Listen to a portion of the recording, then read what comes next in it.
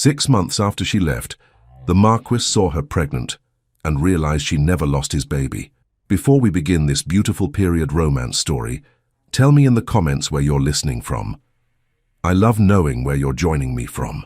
The rain had not yet begun, but the sky over London looked as though it could change its mind at any moment. The carriage wheels clattered over the stones, a familiar rhythm that should have soothed William Ashford. Instead, each turn of the wheels only tightened something inside him. Home, he thought. At last. He leaned forward and glanced through the misted glass as Ashford Hall came into view. Lamps glowed near the entrance. The stone lions by the steps watched as they had watched his father, his grandfather, every returning heir before him. For the first time in weeks, William felt that odd quickening in his chest that had nothing to do with business and everything to do with one young woman waiting inside.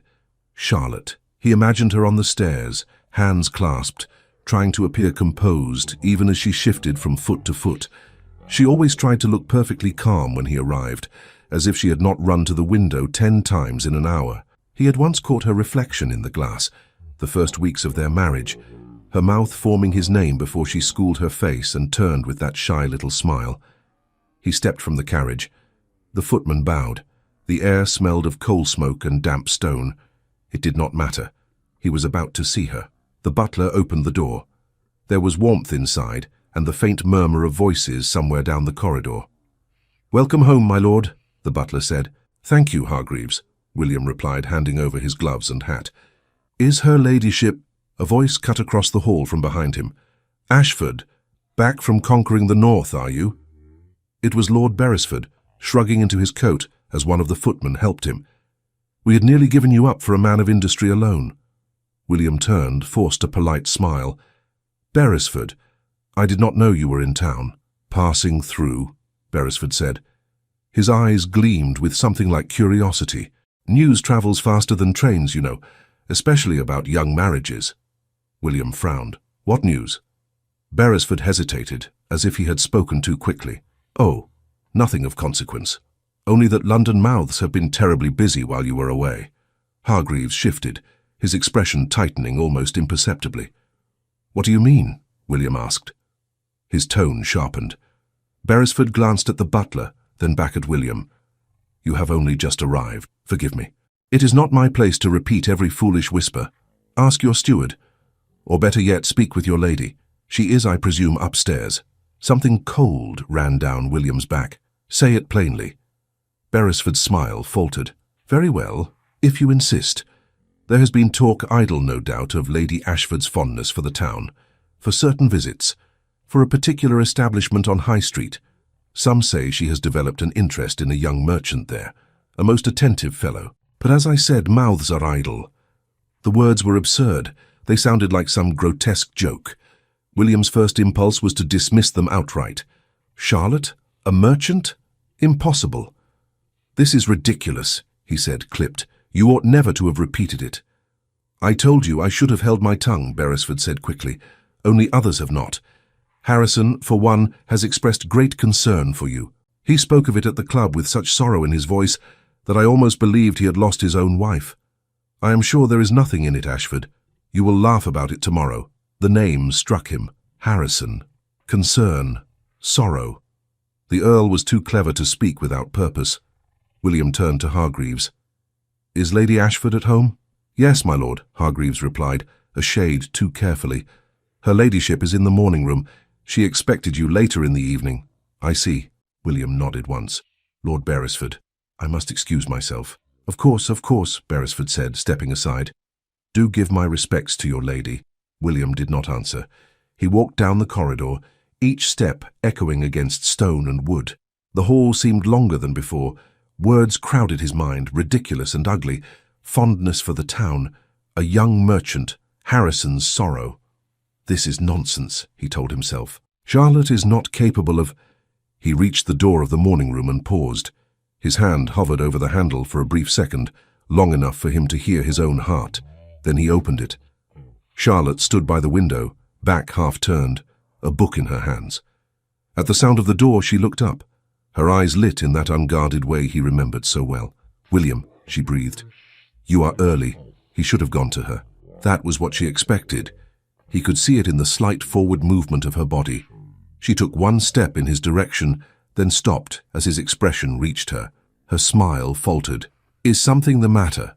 He closed the door behind him with deliberate care. "We shall see." She searched his face. "Did your journey go poorly?" "The journey went as expected," he replied. "I am more interested in what has occurred here in my absence." A faint line appeared between her brows. "Here?" "At Ashford Hall," he said. "In London, in our house, when I was away. Very little has occurred here," she said slowly. "The days have been quiet." She moved closer, tentative. "I have missed you." He held himself still. "Have you?" Something wary flashed in her eyes. "Yes, of course I have." "And how many times?" he asked. "Did you call at the town during those quiet days?" Colour rose to her cheeks. "I do not understand." "The town," he repeated. "High Street, the shops. A particular shop, perhaps, with a particular proprietor?" He watched her face carefully. "A young man, a merchant." For a heartbeat she simply stared. Then comprehension dawned. Her expression changed from confusion to stunned hurt. "Oh," she whispered. "Those stories reached you already." "So there are stories," he said. "There are always stories," she answered, her voice steadying. "They grow like weeds when someone has nothing better to do than tear at another's life." "That is not an answer." Her chin lifted a fraction. "Very well. Yes, I have been to town. Yes, I visited a shop. A merchant's shop. More than once, in fact." The admission struck him with the weight of corroboration, no matter how much he had sworn to himself that he would be rational. "Why?" he asked. "To purchase items," she said. "It is what one does in shops." He took a step forward. "Do not play with words, Charlotte. I want the truth." "The truth," she replied, heat entering her tone, "is that I have done nothing to be ashamed of." He exhaled slowly. "Lord Beresford informed me, most reluctantly, that there has been talk, that my wife has been seen in the company of a certain young merchant, that she pays him visits, that she lingers there, that Earl Harrison, in his great kindness, has repeated these things with deep concern for my honour." The mere mention of Harrison's name made her eyes flash. "Harrison, you know him to be my associate," William said. "I know him to watch me in drawing rooms as if I were a horse in a sale," she retorted. "I know he pays court to every whisper that might harm you, and then wears sorrow when he repeats it." He paused. "So you are aware of the rumours?" "I am aware that some people do not approve of the Marchioness speaking to those who are not dressed in silk," she replied. "Charlotte." "Yes, I have visited Mr. Thomas's shop," she said, each word distinct. "He sells fabrics and other goods. His sister runs a small charity school in the poorer district. She wrote to me asking for help with blankets and simple items. I asked him to put aside what she needed until I could send for them. That is all." "How often?" 3 or 4 times, perhaps," she said. "I lost count. I did not imagine I must keep an exact tally for you." "Did you go alone?" "With a maid," she answered. "Of course." "Which maid?" "Jane, most frequently." "Once with Mary." "And you spoke with this merchant?" he insisted. "At length?" "Yes," she said. "At length. About the quality of wool, about the price of linen, about the fact that his sister's pupils had holes in their socks." Her voice sharpened. "Tell me, William, at what point in that conversation did I become a scandal?" He felt the ground shifting beneath his certainties. Yet the image had already taken hold. His wife in a shop, a young man bending toward her with eager attention, servants watching, tongues wagging. "You might have asked me," she said more quietly, seeing his doubt in his eyes, "before you believed them." "I have not said I believed them," he answered. "You came in with accusation on your face," she replied. "You have not touched my hand since." His gaze flicked, unbidden, to her hands. They were steady, fingers lightly gripping the back of a chair. "I cannot ignore reports from half of London," he said. "Half of London?" she repeated, a mirthless little laugh escaping. "I did not know I had become so fascinating. This is not amusing." "No," she said. "It is not." Silence stretched for a moment, thin and fragile. She broke it. "William, I have something to tell you. Something I had hoped to say before any of this reached you." She swallowed once, nerves fluttering around her words. "I thought to greet you with joy. Instead, I find myself defending my name." "What is it?" he asked. She moved away from the chair, one hand brushing briefly, almost unconsciously, across her middle. It was such a small gesture that in another mood he might not have noticed. Now, every detail struck him. "I am with child," she said softly. The world narrowed. He stared at her. "What did you say?" "I am with child," she repeated, a flush rising in her cheeks. "I saw the physician last week. He believes I am a little over a month along." A month? He counted backwards automatically. 1 month, a little more perhaps. His departure had been... He thought of the date, the day he had left, the week before it. There had been nights then, yes, but the numbers ran close, uncomfortably close, to the margin. He tried to dismiss it, tried to remember her exact words. A little over a month, a little, over. His mind, still tainted by all he had heard in clubs and corridors, seized upon the distance. "You are certain?" he asked. She blinked. "The physician is certain. I have been feeling unwell in the mornings, tired. It explains a great deal. And you did not think to write to me?" The question came out harsher than he intended. "I wish to tell you myself," she said quickly. "I wanted to see your face when I spoke. I thought you would be pleased." He was silent. "Are you not?" she whispered. He heard the question, heard the trembling hope in it, but the crowd in his mind shouted louder. Harrison's delicate concern, Beresford's reluctant gossip, the image of his wife walking into town, visiting a young man's shop again and again, a child conceived, perhaps, by another. He spoke slowly, each word heavy. "You say the physician believes you to be a little over a month along." "Yes." "And you began to feel ill when?" "A fortnight ago," she said, "perhaps a little more. And our last—" He stopped, unwilling to put the rest into words. "The last time I shared your room was the week before my departure." "Yes," she said, color deepening. "Do you truly need to have it laid out like a ledger?" He did not answer that. "William," she moved closer, lowering her voice as if gentleness might pull him toward her. "This is our child." The word struck him. Our. It should have filled him with gratitude, with sudden warmth. Instead, he heard only uncertainty. He took a step back. "Is it?" he said. She froze. "What do you mean?" "I mean," he replied, struggling to keep his tone level, "that the timing is curious. You visit a young man repeatedly in my absence. I am told you linger there. I return to find that you are with child and can give me only vague accounts of months and days, and I am expected to feel nothing but joy. You cannot think—" Her voice broke. "You cannot possibly mean to suggest that—" "I do not know what to think," he interrupted. "That is the difficulty." She stared at him, eyes wide, as if she had misheard. "We have been married barely a year. I have given you no cause to doubt me, none. I have never looked at another man with anything but courtesy. You know this." "I know what I see," he said. "I know what I hear." "You hear gossip," she said. "Poison poured into your ears by a man who profits when you fall. You see me doing what you have always claimed to admire, helping those who have less than we do. And now you stand before me as if you barely know me. Then explain why the entire city has formed an opinion of your conduct, while I am left ignorant," he said sharply. "Explain why I hear of your errands from men at the club, rather than from your own lips." "Because I did not think it worth troubling you with the details of every blanket I purchased," she said. "Forgive me for believing you had greater concerns than whether I went to town on Tuesday or Wednesday." He ran a hand through his hair, frustration snapping at his composure. "This is not about blankets, this is about appearances. A marchioness does not repeatedly pay calls on a tradesman without remark." "He is not a suitor," she cried.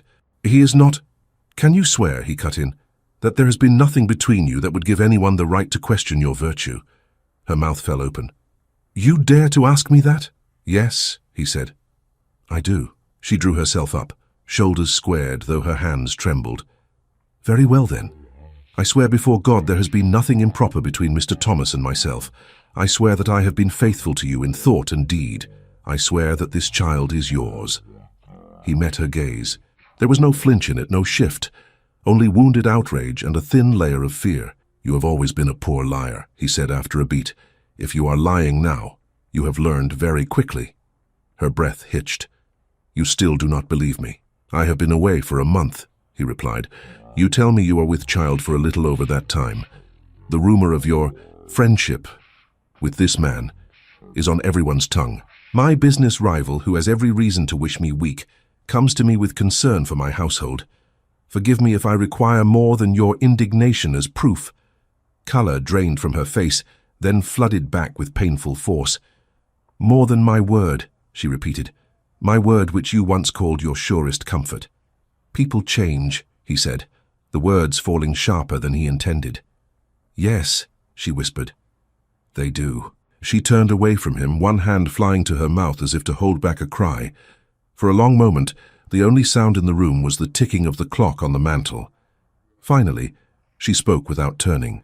What would you have me do then? Deny the child? Pretend there is nothing within me? Send word to this miraculous Mr. Thomas that his supposed conquest requires his protection? Do not mock me, he said. Mock you? She spun back, eyes bright with unshed tears. You accuse me of adultery and call it prudence. You doubt your own child and call it caution. You listen to men who love the taste of scandal and call it wisdom. Tell me, William, at which point may I begin to feel mockery is justified? Lower your voice, he said. The servants will hear. Let them, she replied. It seems they hear everything else. He stepped closer despite himself. You would drag our private matters through the house as well? Our private matters have already been dragged through every drawing room in London, she said, her voice shaking. Not by me. He closed his eyes briefly, fighting the urge to shout, to shake sense into the air around them. This was not how his homecoming was meant to unfold. He had imagined many things on the journey back. Her happiness, her nervousness, her surprise at some small gift he had purchased. He had not imagined this. His wife standing before him, tears in her eyes, swollen with his child, or another's. His child, he thought stubbornly. It must be. But the poison of suspicion was not so easily purged once swallowed. If you had told me at once, he said more quietly. If you had written, I wanted to look into your face when I spoke, she replied. I wanted to see your joy. I wanted to share in it, not send it folded in a letter like an account. He opened his mouth, then closed it again. The room felt smaller, crowded with all the words they had not said in a year of marriage. What do you intend to do? She asked finally. Do? With me. With us. Her hand hovered near her waist, but she did not touch it this time. Will you send me away? Will you keep me here under some cold, watchful truce until the child is born, and you can count the days on your fingers like coins, with you acting as you have? He said slowly. I am not certain what is best. Acting as I have, she repeated dully. You speak as if I have run screaming through the streets. You have placed us both in a position of ridicule, he replied. If I shield you blindly and the rumors prove true, I become the fool who defended what all the world saw plainly. If I cast you off and you are innocent, I become the monster who condemned his wife without cause. There is no path without danger. She stared at him, then gave a small broken laugh. How fortunate for you that you can see the matter as an exercise in strategy. That is not what I am carrying your child, she interrupted, her voice suddenly very soft. I have been sick, frightened, alone in this house, listening to whispers grow like ivy on the walls. I waited for you day after long day, and told myself that when you came home, everything would be right again, that you would take my hand and I would tell you, and the worry would go away because you would be here. And now you stand in front of me and speak of danger to your reputation. He flinched. It is not only my reputation, he said, but the words sounded thin. She wiped at her eyes with the back of her hand, angry at the tears. Do you love me, William? Or did you simply enjoy loving the idea of a young and obedient marchioness who would never trouble your peace with anything more than flower arrangements and quiet admiration? He did not answer at once. He had never been good with such questions, with feelings that demanded to be named. He had always believed that his care for her was obvious in the life he provided, the courtesy he showed. Love to him was as much in the signed documents that secured her future as in the rare tender words at night. That is not a fair question, he said at last. On the contrary, she whispered, it is the only question that matters to me. He looked away. I think perhaps we should not say more tonight. Of course, she said. We would not wish your sleep to be disturbed by an excess of truth. Charlotte. She raised a hand, stopping him. You have made yourself plain. You doubt me. You doubt our child. You require proof of what I know in my bones. Very well, I cannot argue you out of your own fear. It is not fear, he protested. Then it is worse, she replied. She moved toward the door, then hesitated. Her shoulders sagged for the first time since he had entered the room. I loved you, she said quietly. I married you, believing that whatever storms might come, we would face them together. I did not imagine that the first storm would be you. Before he could form an answer, she slipped past him and left the room. He stood there staring at the door after it had closed, her words echoing in the silence. He told himself he had only sought clarity, that any reasonable man in his position would have done the same. Yet the air felt heavy with something fouler than caution. Hours crept by. Dinner came and went, scarcely touched. He did not see her at table. Hargreaves murmured that her ladyship had a headache and had retired early. William nodded, though the explanation sat uneasily. Night deepened. He paced his study, the decanter on the sideboard untouched. From time to time he went to the window, looking out at the drive as if expecting something to arrive, though he could not have said what. At last he climbed the stairs. He hesitated outside her door, then lifted his hand to knock. His knuckles hovered for several seconds, but the words he needed refused to come. What would he say? That he believed her? That he did not? That he was sorry for the way his voice had hardened over shared fears? He let his hand fall. Tomorrow, he muttered to himself. We will speak tomorrow when tempers are cooler. He returned to his own room and lay down fully dressed on the bed. Sleep did not come easily. When it did, it was shallow, chased by restless dreams in which faceless men whispered in his ear, and Charlotte walked away from him, always just out of reach, the hem of her gown vanishing around corners. At some hour before dawn, he woke with a jolt, heart pounding. The house was quiet, the kind of deep stillness that comes only when everyone is asleep or gone. He rubbed his eyes, sat up, and listened. Nothing. A strange unease pushed him to his feet. He crossed the corridor to her room and knocked lightly. No answer. Charlotte, he called. Silence. He tried the handle. The door opened easily. The bed was made. Not simply unoccupied, but fully made. The sheets smooth, the coverlet pulled tight. Her dressing table, usually scattered with a few familiar objects, a brush, a ribbon, a small bottle of scent, was almost bare. The wardrobe doors stood open to reveal several empty spaces where gowns once hung. A chill spread through him. "Hargreaves!" he called, louder than he intended. The butler appeared in the doorway within moments, his face composed but pale. "Yes, my lord?" "Where is her ladyship?" William demanded. "Her room is—" He gestured helplessly. Hargreaves looked at the empty wardrobe, the bare dressing table, the perfectly made bed. His composure slipped for a second. "My lord, I had hoped you knew." "Knew what?" William's voice sharpened. "Her ladyship left at first light," Hargreaves said slowly. "She rose before the servants. Mrs. Porter found the side door unbolted an hour ago, and her ladyship's maid reported that her trunks were gone. There was a carriage summoned in the night, discreetly. We believed she had informed you." William stared at him, the words falling like stones. "No," he said, "she did not inform me."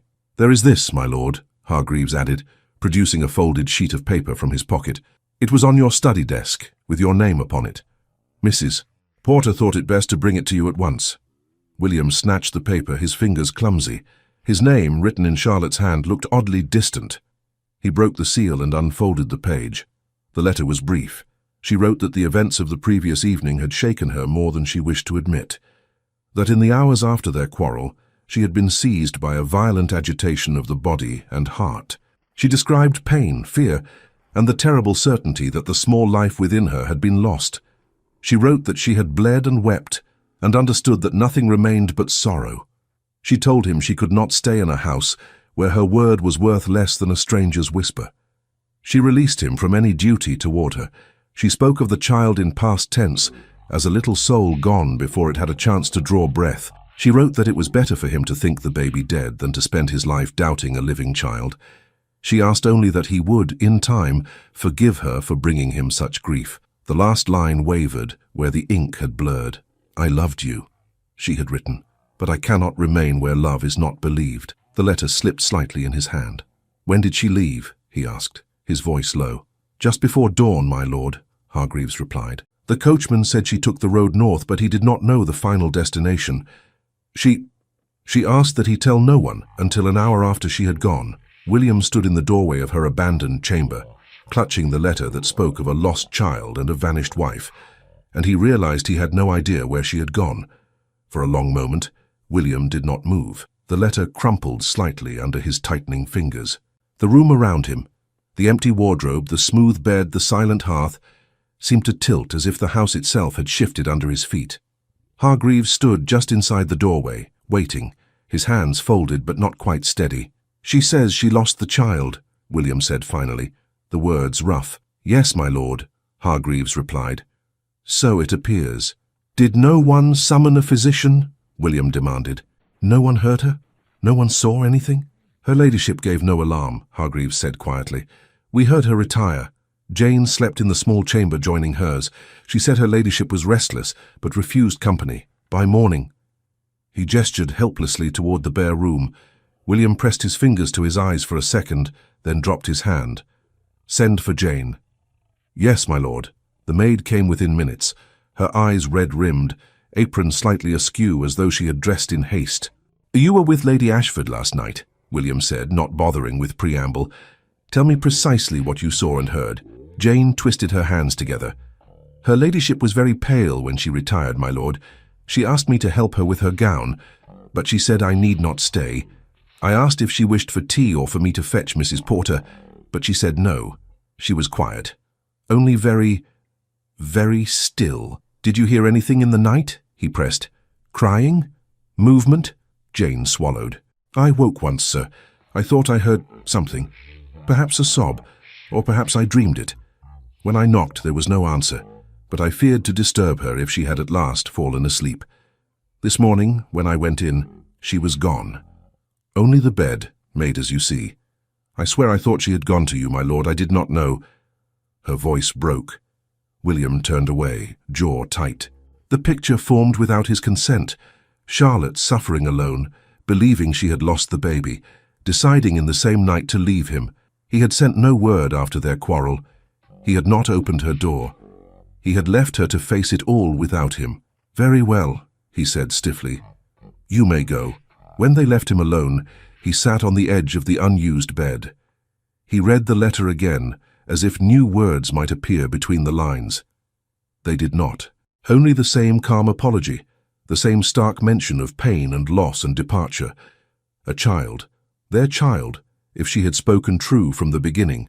No proof now, nothing but a letter and an empty house. Hours passed in a blur. Messages were sent to nearby coaching inns, to the post station, to a few discreet contacts along the northern roads.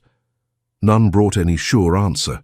A lady, yes, one innkeeper said later, but she wore a veil and gave a false name. Another remembered trunks without a crest. No one could say where she had gone beyond northward. After 2 days of fruitless inquiries, William stood before the great map in his study and stared at the spreading lines of road. They yawned open, each one a possible path. Hargreaves came to the door. My lord? What is it now? William asked, not looking away from the map. There is a caller, Hargreaves said. Lord Harrison. The name sent a bitter taste through William's mouth.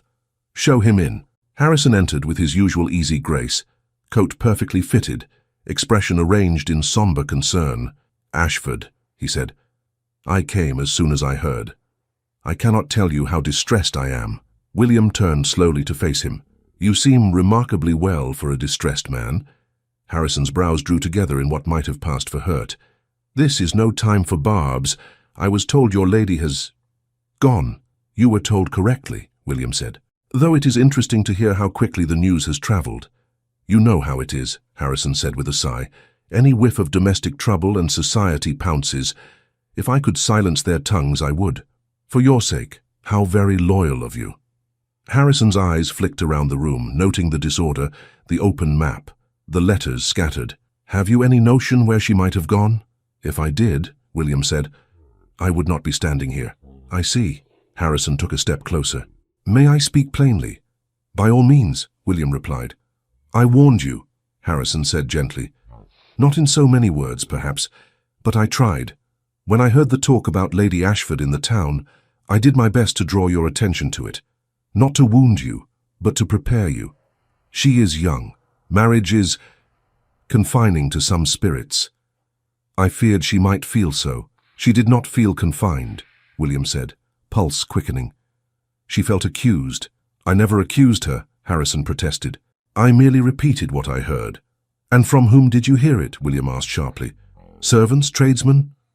From men who do not invent tales without cause, Harrison replied. Surely you do not think I go about bribing footmen to spy on your wife. William held his gaze. What I think is that you have taken an uncommon interest in my private affairs. Harrison spread his hands. You are my friend. Your success is my concern. When I saw you tying yourself to a girl with no experience and a dangerous taste for sentimental charity, I worried. If she is indeed gone now, perhaps it is harsh to say, but you might one day consider it a narrow escape. Enough, William said, the word quiet but loaded. You presume too much. Harrison's mouth tightened. I mean only that this situation need not ruin you. If she has chosen to remove herself, then you must let her. You can put the matter behind you, focus on business, allow time to dull the gossip. In a few years no one will remember the details, only that you bore it with dignity. With dignity, William repeated, the phrase like ash. Yes, Harrison said. Do not chase her. Do not publicly entangle yourself further. It will only feed the talk. Maintain silence. Let the scandal exhaust itself. It is the only wise course. William studied him. Harrison's tone was smooth, the counsel reasonable on its surface. Yet something in his words scraped at William's raw conscience. I thank you for your advice, William said slowly. I shall consider it. Harrison appeared satisfied. Good, that is all I ask. As for business, nothing need suffer. I will see that your interests remain protected while you recover. Yes, William said. I dare say you will. After Harrison left, the house felt colder. Days stretched into weeks. The inquiries William had set in motion returned with fewer and fewer possibilities. He received polite letters from country cousins, each opening with regret and closing with unasked questions. Invitations dwindled. When he did appear in society, conversations paused when he approached and resumed in a different key when he passed. Always, he sensed the same question beneath every polite phrase. What did he do to drive her away? Or worse, what did she do? At his club, familiar rooms turned treacherous. Men he had known for years lowered their voices as he walked by. Once, he caught two of them mid-sentence. Ran off with that shop fellow, they say. They broke off when they saw him, eyes wide with the sudden awareness of being overheard. Gentlemen, William said, stopping at their table, if you are determined to discuss my wife, you may do so in front of me. They fumbled compliments, protestations, assurances that they meant no harm. Of course, Ashford, one said. We only wondered. You need not wonder, William cut in. From this day, I will not hear another man speculate about Lady Ashford under my roof or in my hearing. Is that clear? They flushed, nodded, muttered apologies. The conversation turned to horses with a clumsy haste. Later, in a corner of the room, Beresford approached him again. You were severe, Beresford remarked. People are curious, you know. They will talk whether you forbid them or not. Then let them do it out of my sight, William replied. Beresford lowered his voice. Ashford, are you certain she is to blame? Women do foolish things when left too much alone. If there was some indiscretion, it need not destroy your life. Men look past such things. My life is not your concern, William said. Perhaps not, Beresford said. But it is the concern of your associates. Harrison has been very vocal in his sympathy. He told us you were bearing it bravely. Of course he had. And what do you think? William asked. Honestly? Beresford shifted. I thought she adored you. I thought you adored her. The rest is noise I cannot pass. Only be careful with Harrison. He has a way of turning other men's misfortunes to his profit. The remark sat with William long after he left the club. While his world contracted under the weight of rumour and regret, Charlotte's world shifted in another direction. The coach that carried her away from Ashford Hall jolted and rattled over the rutted road. but she barely felt the movement. Her hands lay clasped in her lap, holding a small leather reticule. Everything she possessed now that bore any personal meaning was in that bag. The rest, jewels, gowns, letters, wedding gifts, she had left behind. The older woman seated beside her in the coach watched her with worried eyes. Aunt Margaret had once been a frequent guest in her parents' house before their deaths. Now, a widow with modest means in Birmingham, she was the only relation Charlotte had felt she could turn to. "You are certain about this?" Aunt Margaret asked for the third time. "You might have gone to your uncle in Surrey. He would have written to my husband at once," Charlotte said softly. "And I could not bear that. Not yet." "You do not intend to remain hidden from him forever, child," Aunt Margaret said. Charlotte looked out of the murky coach window. "He has already made his choice. I am only accepting it. He is a man," Aunt Margaret said. "Men do not always think clearly where honor is concerned. They are raised to value their name as if it were a fragile vase. One crack, and they imagine it shattered beyond repair. Sometimes, if they are fortunate, they grow out of that nonsense." Charlotte managed a weak smile. "Do many succeed?" "A few," Aunt Margaret said. "Usually after they have broken the hearts of those they did not deserve." Charlotte pressed a hand to her abdomen, feeling nothing yet, not truly. Only a hollow ache, as if the child were more idea than reality. "I may not even be with child any longer," she murmured. "Last night I was so certain. The pain was so sharp." "We will see a doctor as soon as we reach Birmingham," Aunt Margaret said. "You must not torture yourself with guesses." Charlotte nodded. "If there is no child, I will have lost both in one night. And if there is," Aunt Margaret replied gently, "you will have a reason to stand." Birmingham greeted them not with grand avenues but with smoky roofs and busy streets. Aunt Margaret's house stood in a quieter lane, neat and modest, with a small knocker and narrow windows. "It is not Ashford Hall," Aunt Margaret said, leading her inside, "but it is clean and the walls do not listen for gossip." "It is more than enough," Charlotte said. She meant it. Within an hour, Aunt Margaret had a physician summoned. The man arrived with his bag and grave expression, greeted them with a bow and asked a series of brisk, impersonal questions. "Describe the pain," he said. "The time. The other signs."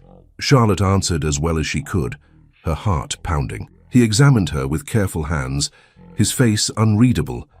At last he stepped back. "Well," Charlotte whispered. "Is it—" "The child is still there," the doctor said. "From what I can tell, the pregnancy continues." Her eyes filled suddenly. "But the pain, the distress can do much harm," he said, "but not always the harm we fear. You must rest. You must avoid shocks. You must avoid upsetting news." Charlotte laughed softly at that. "I believe I have already had the worst news I can receive." "Then let us hope there are no more," he replied. "I will call again in a week." When he had gone, Aunt Margaret sat beside her on the small bed and took her hand. "You see," she said, "life clings when we least expect it." Charlotte wiped her cheeks. "He believes the child is a little more than a month along." "And what do you believe?" Aunt Margaret asked. "I believe," Charlotte said slowly, "that I have known it since before the physician said a word. I knew it when the room swam in Ashford Hall, and my hands shook and I could not bring myself to tell him for fear he would not. And then he did not." Her voice frayed. Aunt Margaret squeezed her fingers. "Child, listen. Whatever your husband has or has not done, this little one is yours. You will not face this alone. You have me. You have this house. You have your own strength, whether you feel it or not." Charlotte nodded, though her throat was tight. "What will people say when they see me like this? A woman alone, no husband, no explanation." "They will assume whatever suits their tastes," Aunt Margaret said. "Let them. You owe them nothing. You will be known here as my niece from the country, recently widowed. It is not the exact truth, but neither is it a cruelty. Those who matter will know you as I know you." "And how is that?" Charlotte asked, trying to steady herself with lightness. "As stubborn, impulsive, and entirely too ready to sacrifice yourself for others," Aunt Margaret replied, "but also kind and honest and undeserving of this nonsense." Charlotte gave a small, watery laugh. "You are very biased." "Indeed," Aunt Margaret said. "It is one of my best qualities." Life in Birmingham settled around them like a cloak. Days formed a pattern. Charlotte helped with small tasks, mending, ordering provisions, writing letters for Aunt Margaret's few clients who required neat hands. She kept out of sight when visitors came who might ask unwelcome questions. As her body changed, she learned to move differently. Stairs required more care. Chairs needed an extra cushion. Some mornings were worse than others. On those days, Aunt Margaret brought her tea and scolded her for trying to rise. In the streets, when she ventured out with her aunt, people looked and then looked away. Some nodded politely. Others allowed their gaze to linger a second too long on her rounded form. Once, as they passed a trio of women near the market, Charlotte heard a whisper behind a gloved hand. "Poor thing, no ring on her finger, men leave so easily." Aunt Margaret's back straightened. "Keep walking," she murmured. "I am not ashamed," Charlotte said, though her cheeks burned. "Nor should you be," Aunt Margaret replied. "If anyone should feel shame, it is not you." Yet at night, when the house was quiet and the aches of the day settled into bone and thought, Charlotte lay awake and traced the outline of her future in the dark. She imagined the child's face, though it shifted, sometimes bearing her features, sometimes what she remembered of Williams as a boy from the portrait in his mother's drawing room.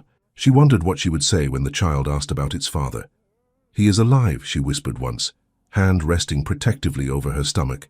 "He is alive, and he is proud, and he is foolish, and he is yours.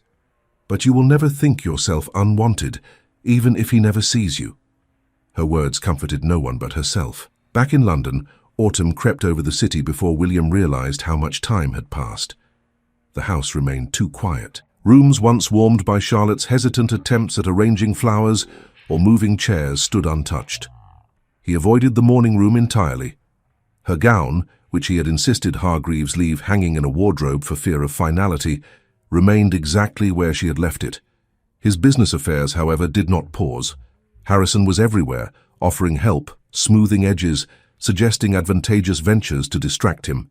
"You must not dwell on what you cannot change," Harrison said one day in William's study, as they examined a sheaf of papers. "Come, here is an investment you should consider. Birmingham. Expansion. The city is growing. There is money to be made in coal and steel and rail." "Birmingham," William repeated without thinking. "Yes," Harrison said, "I have contacts there, but I cannot oversee everything myself. You, however, have an eye for figures. You might visit, look into the factories, speak with the men. It would do you good to remove yourself from London for a time." "And if my absence fans the flames of gossip?" William asked dryly. "Let them talk themselves hoarse," Harrison replied. "Better they tire of repeating old stories while you secure your future. When you return with profitable contracts, no one will remember anything else." William picked up one of the documents. Numbers marched across the page. Production costs, estimated returns, yields over time. It was straightforward, almost soothing. Profit did not change its mind overnight. Coal did not vanish because a man had said the wrong words in his own house. "I will consider it," he said. Harrison smiled. "Good. I will arrange letters of introduction. You need not thank me." "I did not," William replied. Harrison laughed as if it were a jest. That night, in the quiet of his study, William looked not at the investment papers, but at Charlotte's letter again. The words had been folded and unfolded so many times the creases had worn thin. He thought of the physician she had mentioned. She had written of pain and loss with such certainty. Yet something gnawed at him. She had always been dramatic in her feelings, intense. Could she have mistaken some spasm of grief for the worst? Could she have bled from fear and yet still carried the child? It was foolish to hope. Dangerous. And yet, he set the letter down. His gaze fell upon the Birmingham documents. "Birmingham," he murmured again. The idea formed slowly at first, then more strongly. He could go there under the excuse of business. He could visit factories, sign contracts, shake hands. He could also walk the streets, ask discreet questions, look for a woman traveling under another name, a young lady lodged with an older relative. It was a fragile plan, more wish than strategy, but it was something. He rang for Hargreaves. "My lord?" The butler appeared. "Send word to Lord Harrison," William said. "Inform him that I will accept his suggestion. I will go to Birmingham to examine the proposed investments." "Yes, my lord." "And Hargreaves," William added, Have my trunk prepared. I shall leave within the week. Very good, my lord. The decision, once spoken, brought a strange mix of relief and dread. If she was not there, he told himself, then at least he would have seen for himself. He would not spend the rest of his life wondering if he had passed her by in some street he had never walked. When the day came, the sky over London again threatened rain. William stood on the platform as porters moved around him, calling destinations. "Birmingham!" a guard shouted. "Train for Birmingham now boarding." William stepped into the carriage, took his seat, and looked out at the city he was leaving behind. As the train pulled away, gathering speed, the houses thinned, fields opening in blurred stretches of green and brown. He sat very still, hands folded, eyes fixed on a point far beyond the window. He had told no one his true reason for going, not even himself, not entirely. Mile after mile fell away beneath the wheels.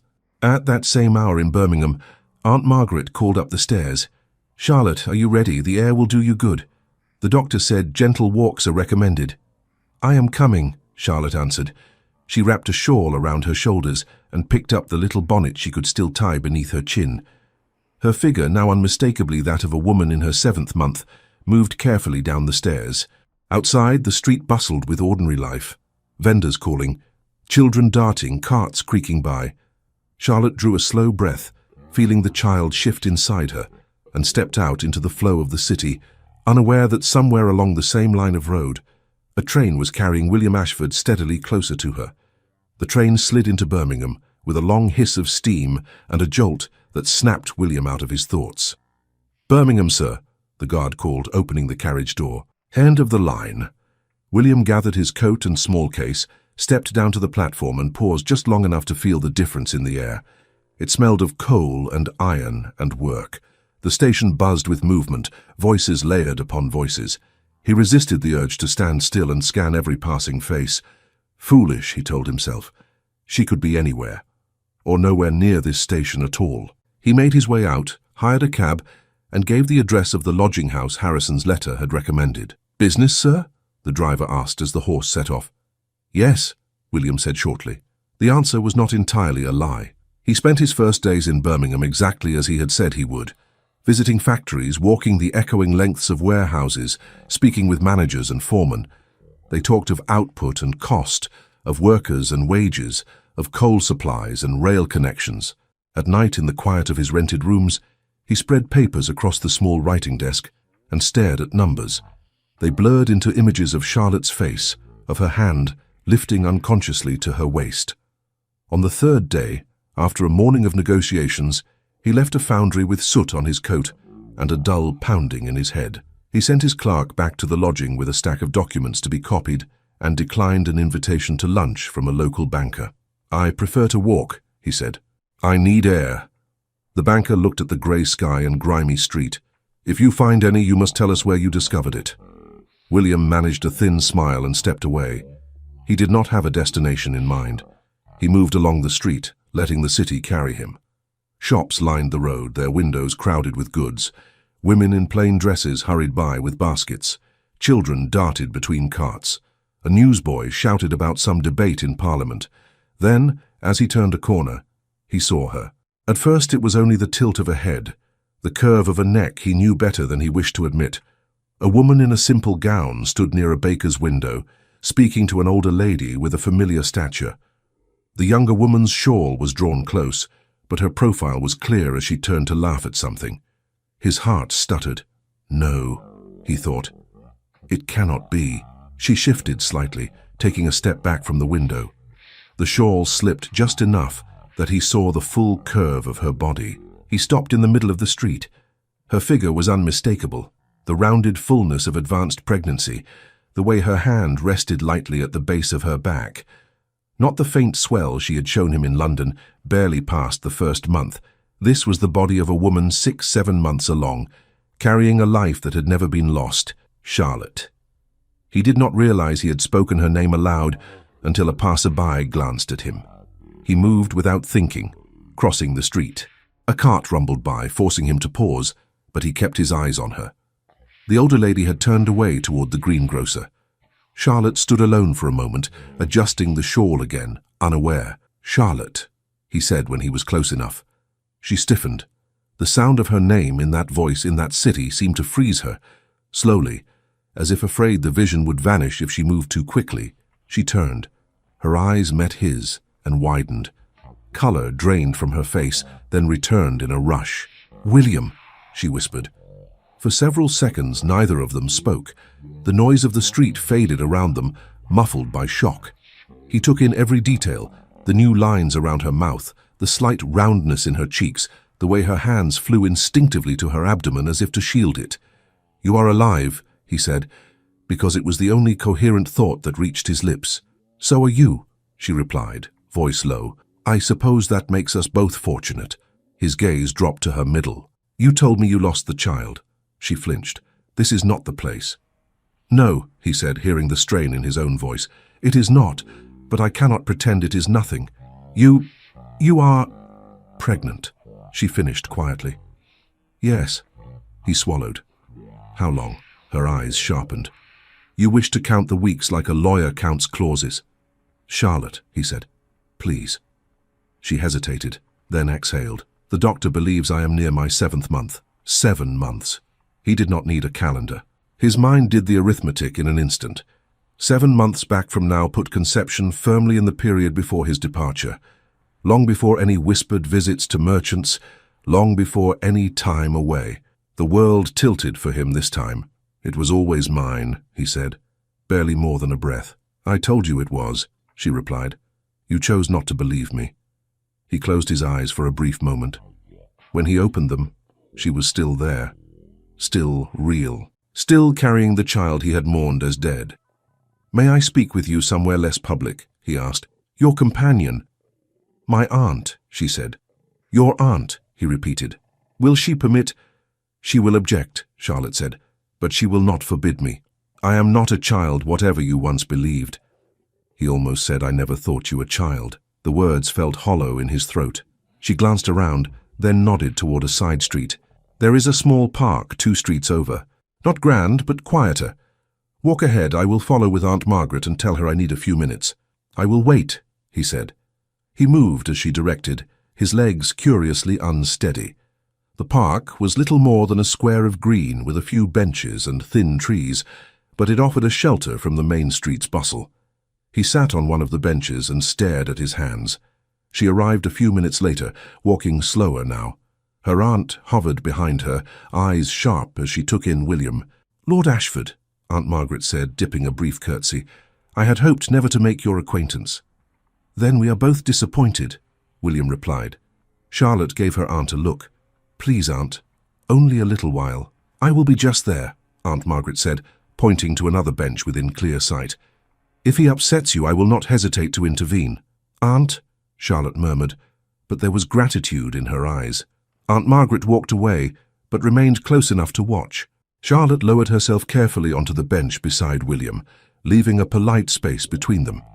She adjusted her shawl again, then stilled her hands. He spoke first. "I received your letter. I believed what you wrote, that you had lost the baby." "So did I," she said. "That night, at least. I thought the pain meant the worst had happened." "And later?" he asked. "Later, when I reached Birmingham, the doctor said otherwise," she replied. "He examined me. He said the child was still there, alive. He warned me to rest to avoid distress." She gave a short, humorless laugh. "You see how well I have done with that." "And you chose not to write again," he said. "You chose to let me think the child was gone." "Yes," she said simply. "Why?" His voice cracked slightly. "Why would you do that?" She turned her head and looked at him fully. "Because you had already made clear what you thought of me. You doubted my word, my character, my fidelity, and the child I carried. If I told you the baby lived, you would spend the rest of its life looking at it with questions in your eyes. Every time you counted days or remembered some whispered rumor, you would wonder. I would not subject my child to that. Better you mourned a ghost than mistrusted a living, breathing person."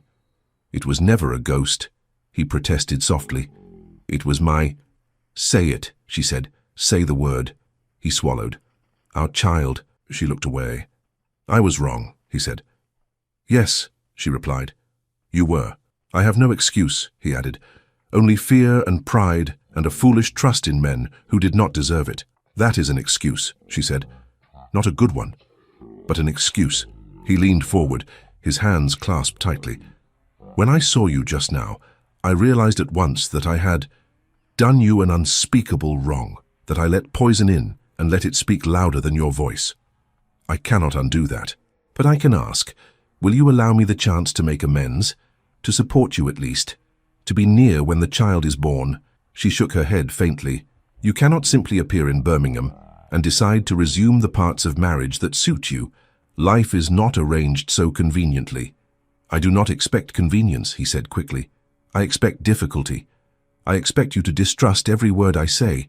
I cannot blame you, but I will take any scrap of opportunity you give me. Why? She asked sharply. Because you have suddenly discovered that the scandal might not be quite so ugly if the child is truly yours? Because your name will not be as stained. He flinched. Because I never stopped. He broke off, choosing his words carefully. Because I cannot bear the thought that you will face all of this alone. Because I have come to understand that I valued my honor more than your heart, and that in doing so, I lost both. She was silent for a moment. You say these things now. Where were they when I stood in front of you in our house, terrified and hopeful, and told you I was carrying your child? In the wrong place, he said quietly. Buried under years of being told that a man's name is fragile, as your aunt says, that if he is made a fool he never recovers. I listened to that and not to you. I am ashamed of it. You should be, she said. They sat with that between them. He cleared his throat. Have you been well apart from the obvious? She finished. I have been as well as one can be when half the world believes one abandoned one's husband and the other half assumes one was cast out in disgrace. The house is small, but it is kind. My aunt has been generous beyond measure. The city is loud, but I have found a sort of rhythm. Do people know who you are? He asked. Here. She shook her head. To the neighbors, I am Mrs. Charlotte Mercer. A widow. It is simpler that way. Mercer, he repeated.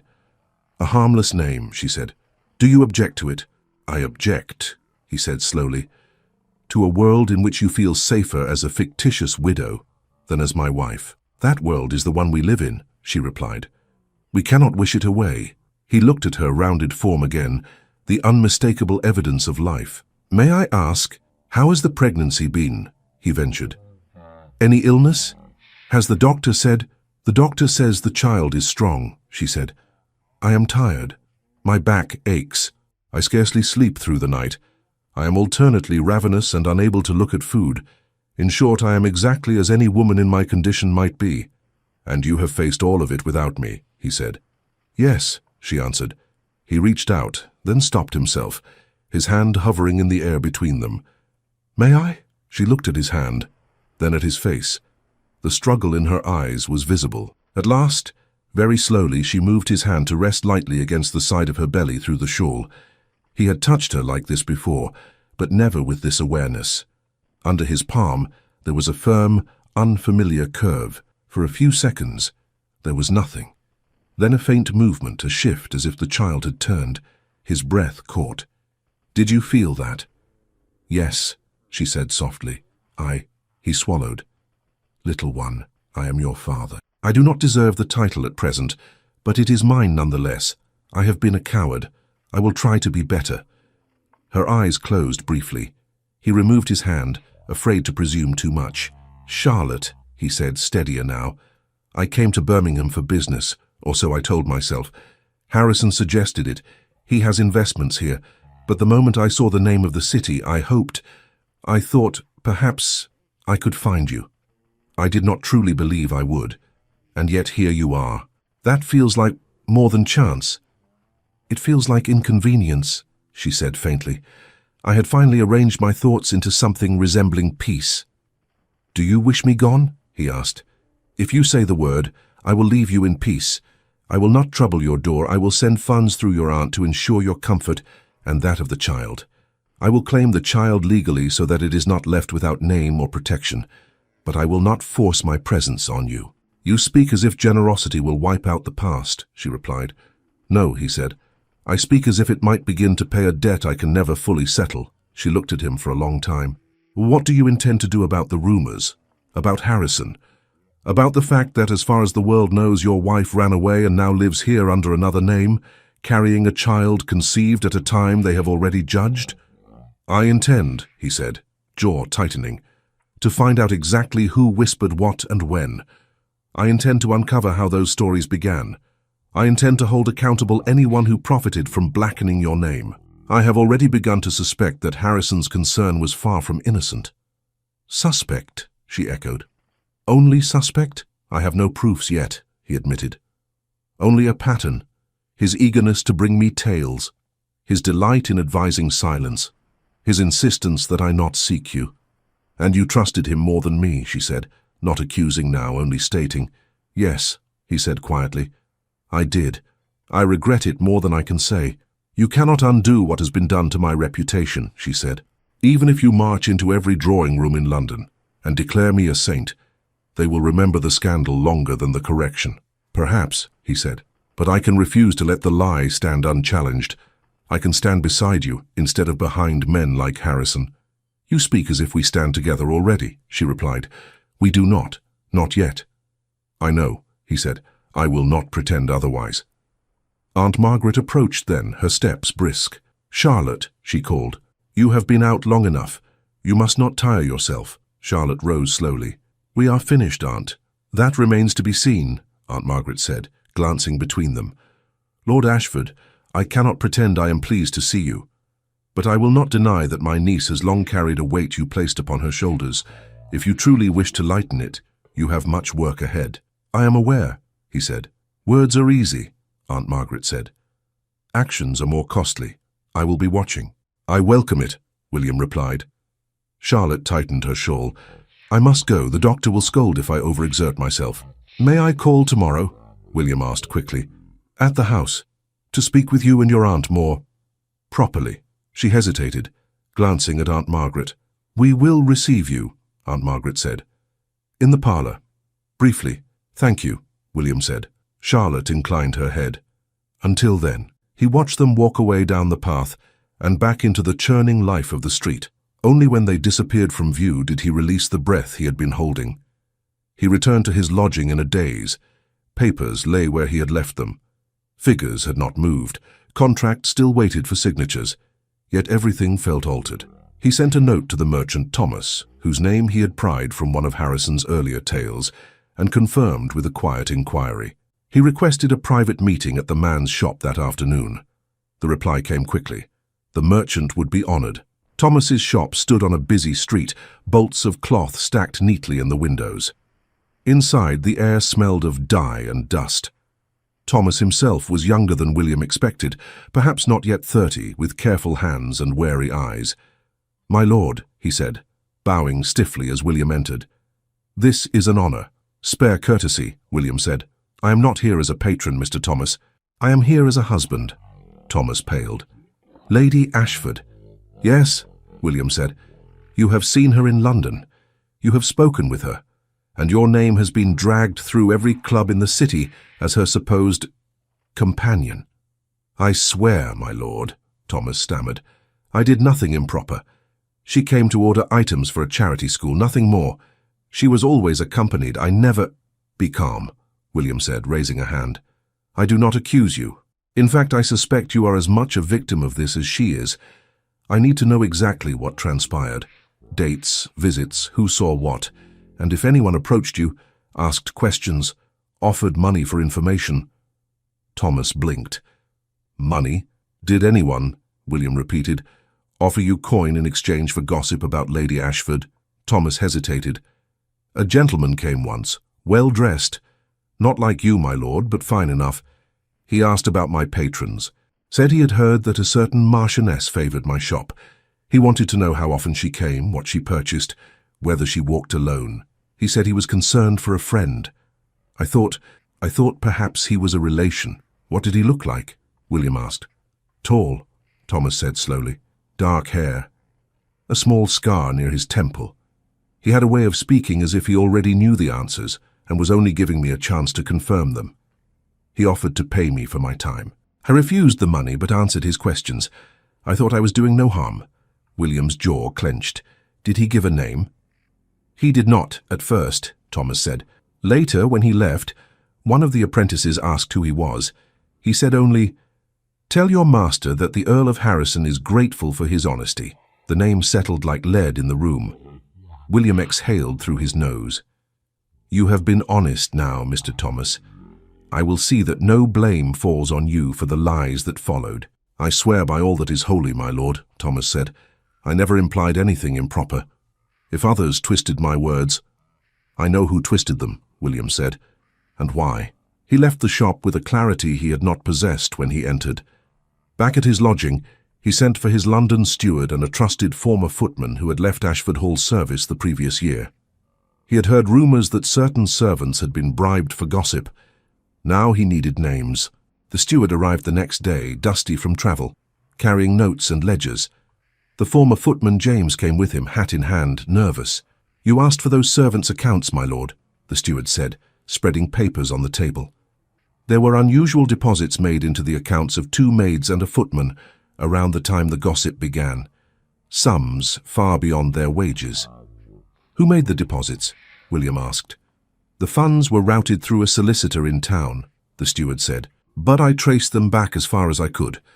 The origin appears to be a holding company, one we know is managed by Lord Harrison's man of business." James shifted. "Begging your pardon, my lord. I don't want trouble, but when I was still at the hall, there were whispers. Mr. Peters, the footman, bragged once that some fancy gentleman had slipped him extra coin for telling what he saw. Only what he saw wasn't much. A lady going to town, that's all. But the gentleman, he wanted it to sound like more. Said he could make a story out of scraps." "What gentleman?" William asked. "He never gave his name," James said. "But he came to the servants' door once. Tall, smooth talker. Looked like the kind who's used to getting answers. I saw him from the scullery. Mrs. Porter said it wasn't our concern, but the way Peters preened after made it seem wrong." "Thank you," William said, voice tight. "You have both been helpful." After they left, he sat very still. The pattern was no longer a pattern. It was a line drawn in ink. Harrison seeking gossip, paying servants, twisting visits to a shop into a tale of adultery, then delivering that tale with sorrowful eyes to a husband primed by pride to believe the worst. Toward evening, as he was considering his next move, a note arrived from Harrison himself. "My dear Ashford, I am in Birmingham for a few days to finalize certain arrangements. I am delighted to hear that your inquiries go well. Might we dine together this evening at my hotel? There is much to discuss. Yours, etc. Harrison." William stared at the neat handwriting for a long moment, then nodded to himself. "Very well," he murmured. "Let us discuss." The hotel dining room was well appointed, the sort of place where businessmen congratulated one another over heavy meals.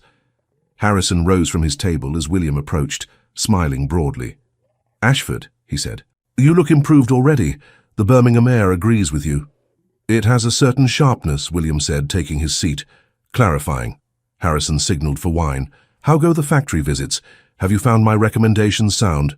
"In some respects," William said. "In others, I have discovered unexpected details." Harrison raised an eyebrow. "Oh?" "For example," William continued, "in the course of my inquiries, I happened to visit a modest shop. The proprietor remembered a well-dressed gentleman who asked many questions about one of his patrons. A marchioness. My wife." Harrison's smile did not quite reach his eyes. "Curious.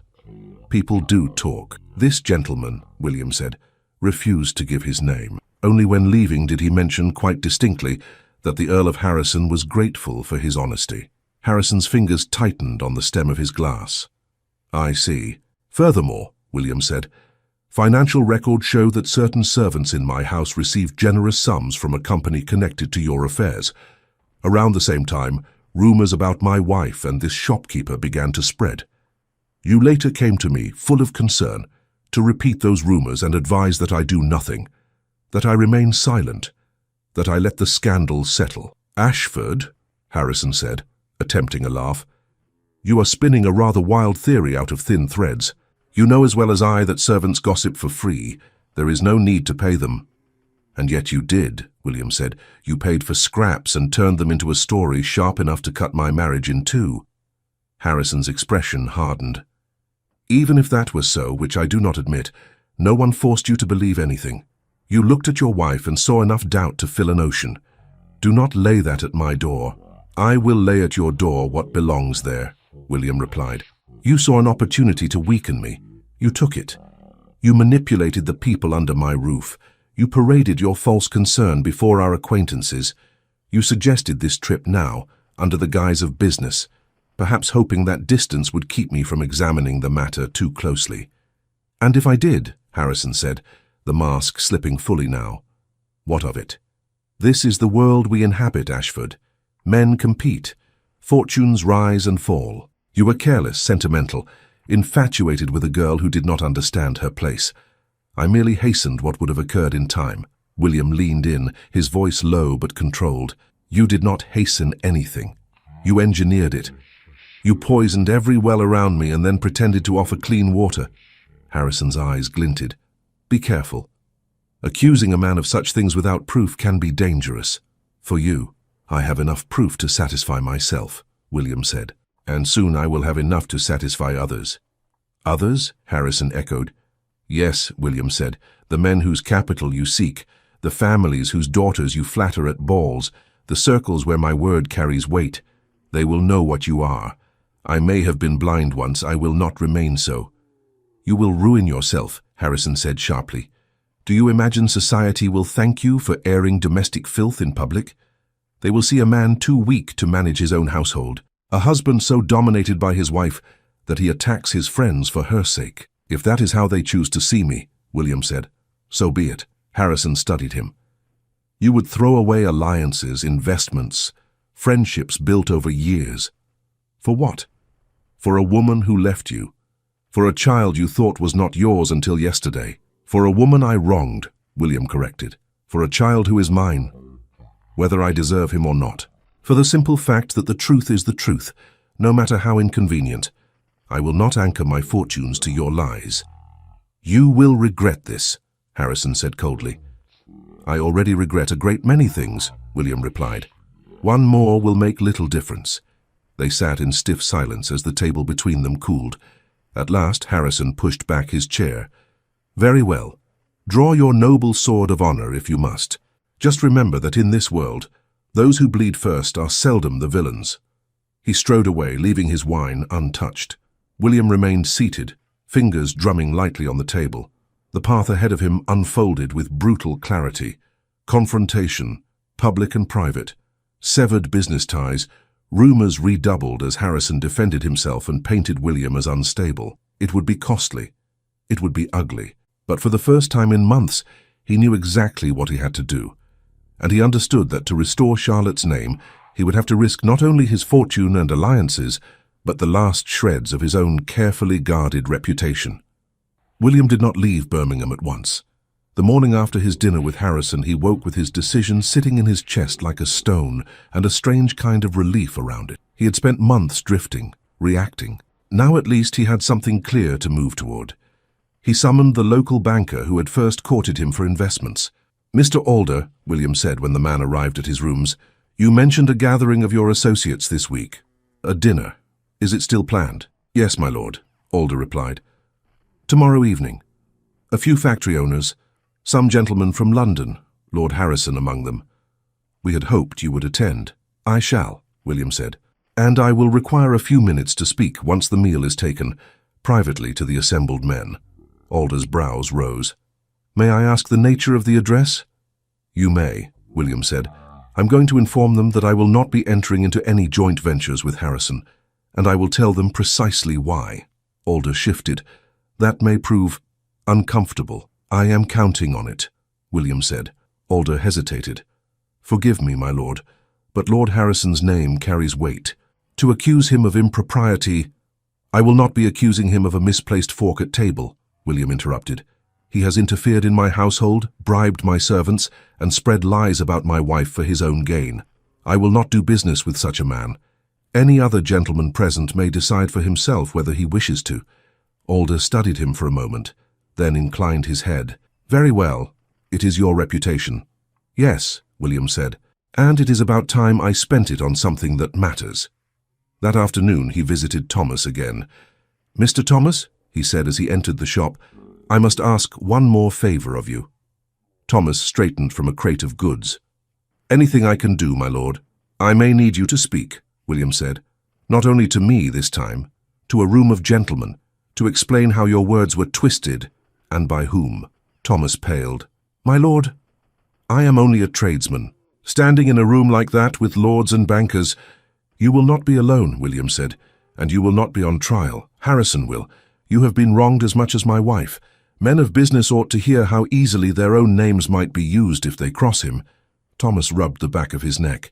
If Lady Ashford would not be harmed by it, I will come." "Lady Ashford will be helped by it," William said. "If I did not believe that, I would not ask." They arranged a time and place to meet before the dinner. Then William went to the small house where Charlotte lived. Aunt Margaret received him in the narrow parlour, spine straight, expression guarded. "You may sit," she said. "For a little while. Charlotte is resting. The doctor insists she must save her strength for more important labours than listening to men explain themselves." "I understand," William replied. "I will not tire her. She tires herself more than any of us," Aunt Margaret muttered. Thinking women in her condition should think less and nap more. But try telling her that. There was a soft step on the stairs. Charlotte appeared in the doorway, one hand on the banister, the other again at the small of her back. She wore a simple dress, nothing like the gowns she had worn in London, and yet she carried herself with the same innate grace. Her face looked tired, but her eyes were clear. "Good afternoon," she said. "Good afternoon," he answered, rising. "Sit," Aunt Margaret said briskly. "If you loom over her, I shall be forced to prod you with my cane, and we will all be uncomfortable." William sat. Charlotte lowered herself carefully into the opposite chair. "How are you?" he asked. She gave a small shrug. "Heavy, hungry, irritable. You?" "Much the same," he said. "Minus the hunger." "You are not eating?" Aunt Margaret asked sharply. "That will not do. Men are useless enough when they are well fed. Starved, they are a danger to society." "I assure you, madam, I am quite capable of feeding myself," William said, almost smiling. "Then see that you do," she replied. "I have no intention of nursing a second invalid." Charlotte's mouth curved.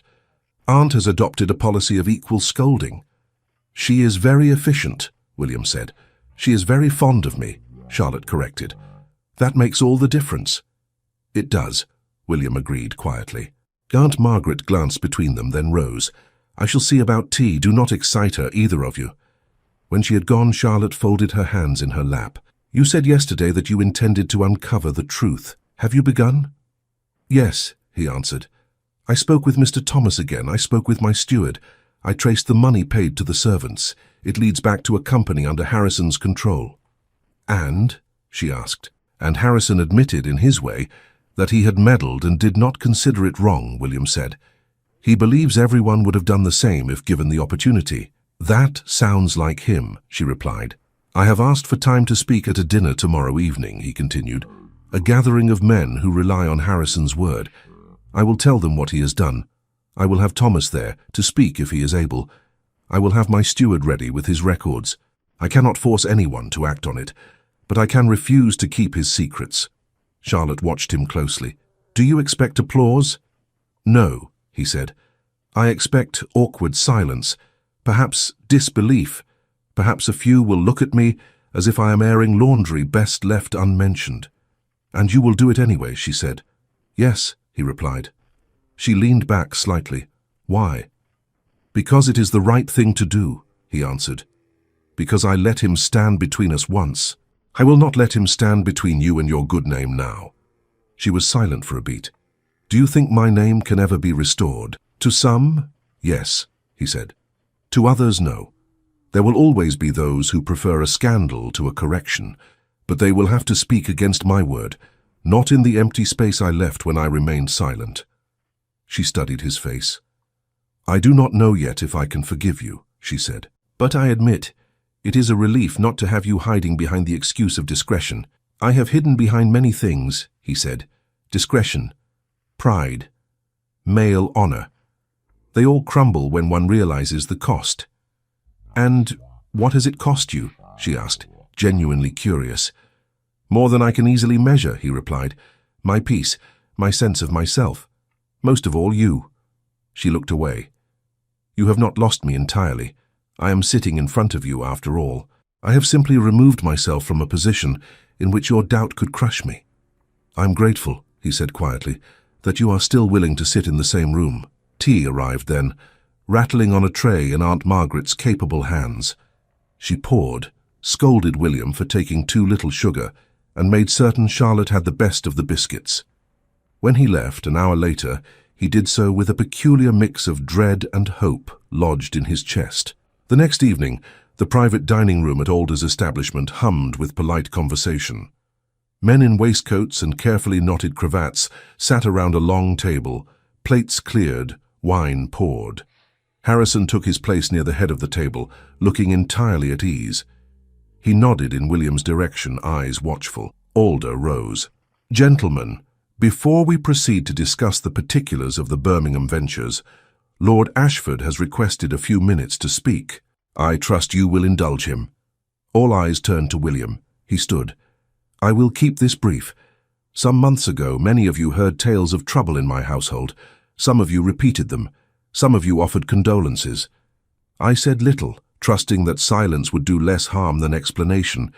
I have since learned that my silence served only one man.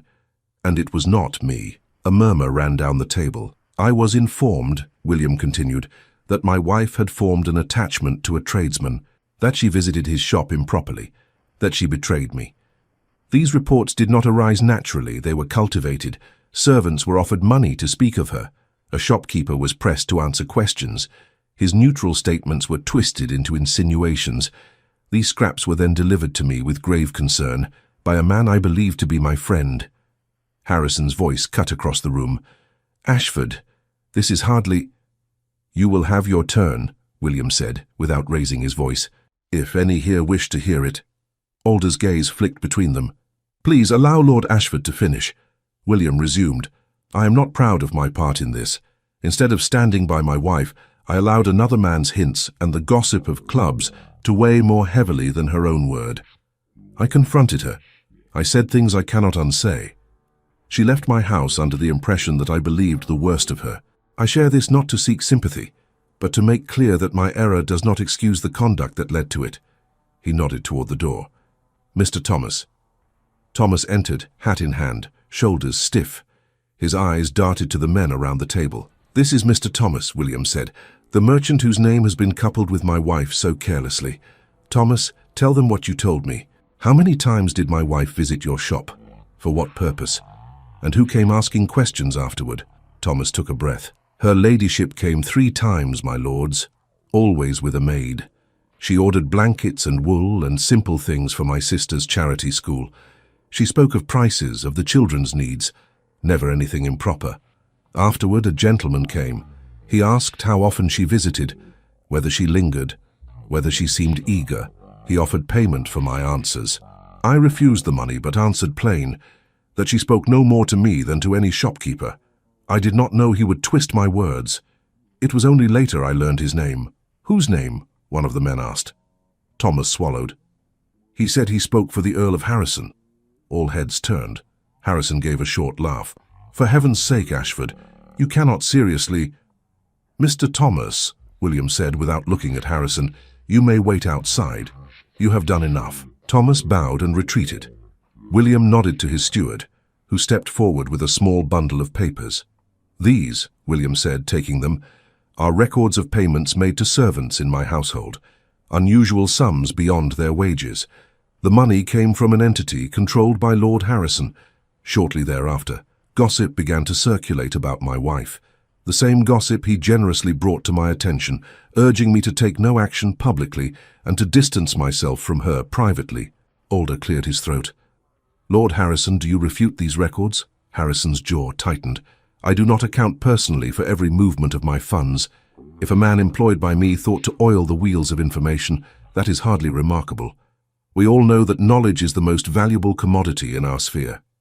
"To use against another man's wife?" one of the older gentlemen asked. "That is a commodity I do not handle." Harrison spread his hands. "Gentlemen, let us not pretend we are innocents. We inquire. We observe. We act. Ashford acts now out of wounded sentiment. He was not compelled to believe anything I told him. If he chose suspicion over trust, That is his folly." "It was," William said calmly. "I will carry that blame as long as I live. But your part in it remains. You took my hospitality, sat at my table, and then hired my servants to spy on my wife. You listened at private doors and called it prudence. You would destroy a profitable partnership over this," Harrison said. "Over a woman who ran from you without so much as a proper farewell." "She left because I made my house unlivable for her," William replied. "And yes, I would rather lose business than build wealth beside a man who grinds his friends' names into dust for advantage." The room was very quiet. One of the factory owners cleared his throat. "Lord Harrison, your ventures have always seemed solid, but if you treat your allies in such a way, I must reconsider our arrangements." Another added, "I prefer partners whose word does not come at the expense of their wives." Alder looked between them. "We need not decide everything tonight, but it seems clear that there are concerns." Harrison's gaze found William's. "You will regret this," he said again under his breath. "I regret only that it took me so long," William answered. He sat down. The conversation that followed was strained, but business eventually crept back in. Men did not abandon profit overnight. Yet William could see in the set of their mouths, in the new caution in their eyes when they glanced at Harrison, that a shift had begun. Later, as he stepped out into the cool air, Alder joined him. "You have made an enemy," Alder said. "I had one already," William replied. "I simply chose to stop pretending otherwise."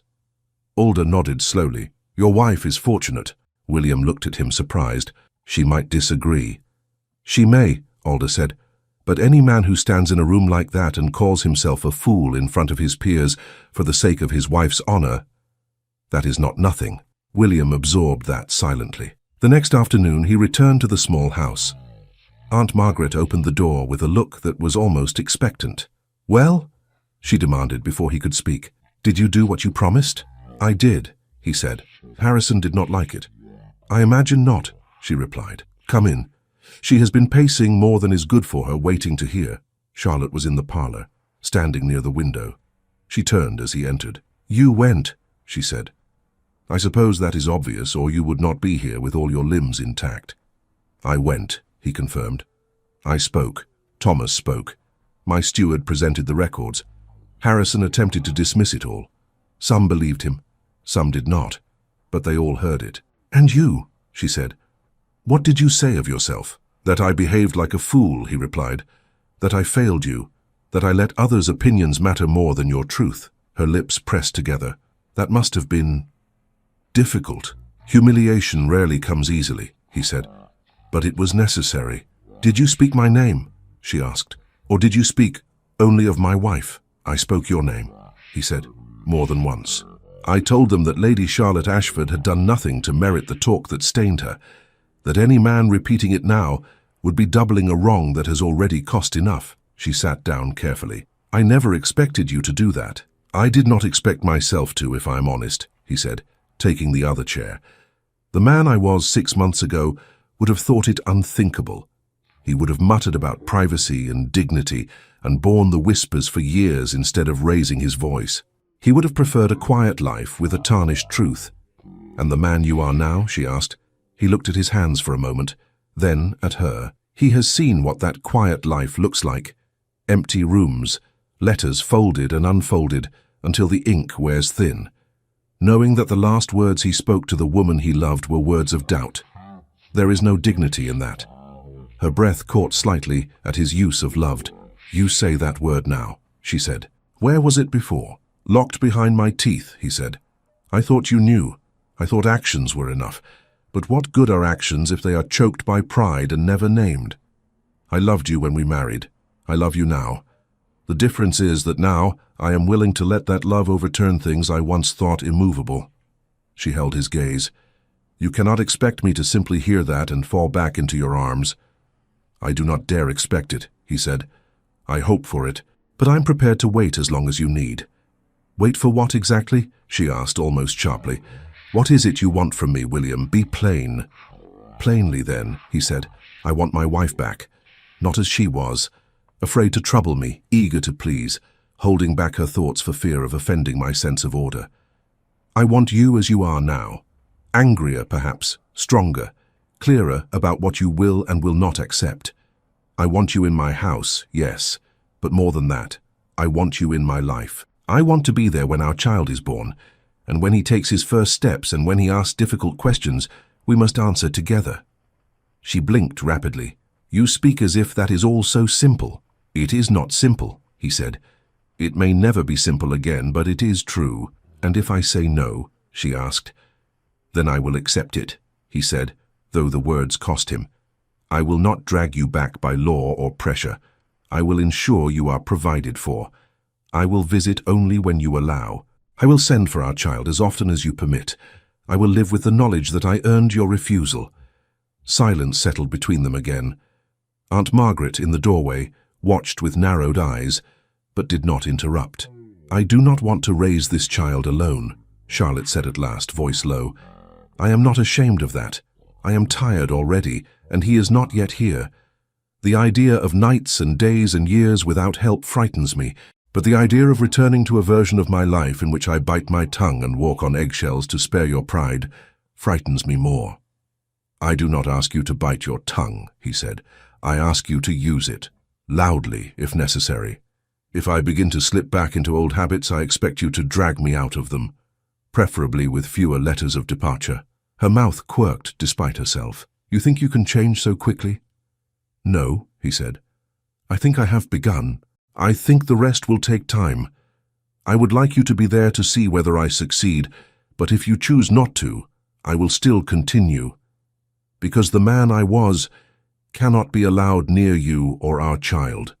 Not again." She looked down at her hands, then at the curve of her belly. "He has been very active today," she murmured, "as if he knows something is unsettled." "He?"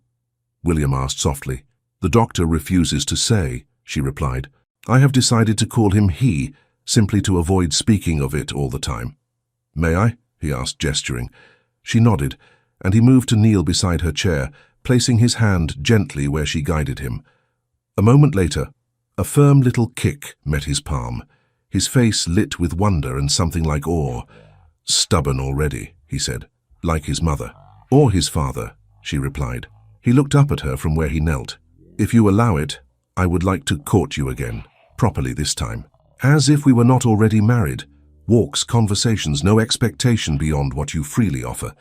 We can do it here in Birmingham if you prefer, or in London later. But I will not assume the rights of a husband until you give them, not after what I have done. You would live apart from me and court me while I am enormous and exhausted and scarcely able to see my feet," she asked, one brow lifting. "If that is what you require," he said, "I will bring you flowers and listen to your complaints about the size of your shoes and be grateful for every minute." She laughed, a small surprised sound that startled them both. "You are ridiculous," she said. "Perhaps," he answered. "But I am sincere." She considered him, her fingers idly threading through his hair at his temple, as if remembering the feel of him in quieter times. He did not move, hardly dared breathe. "You may begin your courtship," she said slowly, "on a trial basis.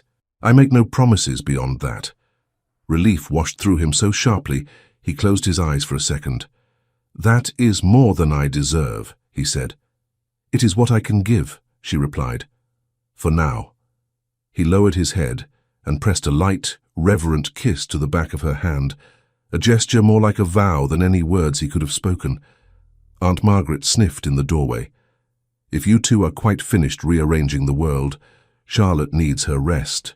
Lord Ashford, if your courtship is to begin, it had better include an understanding of visiting hours."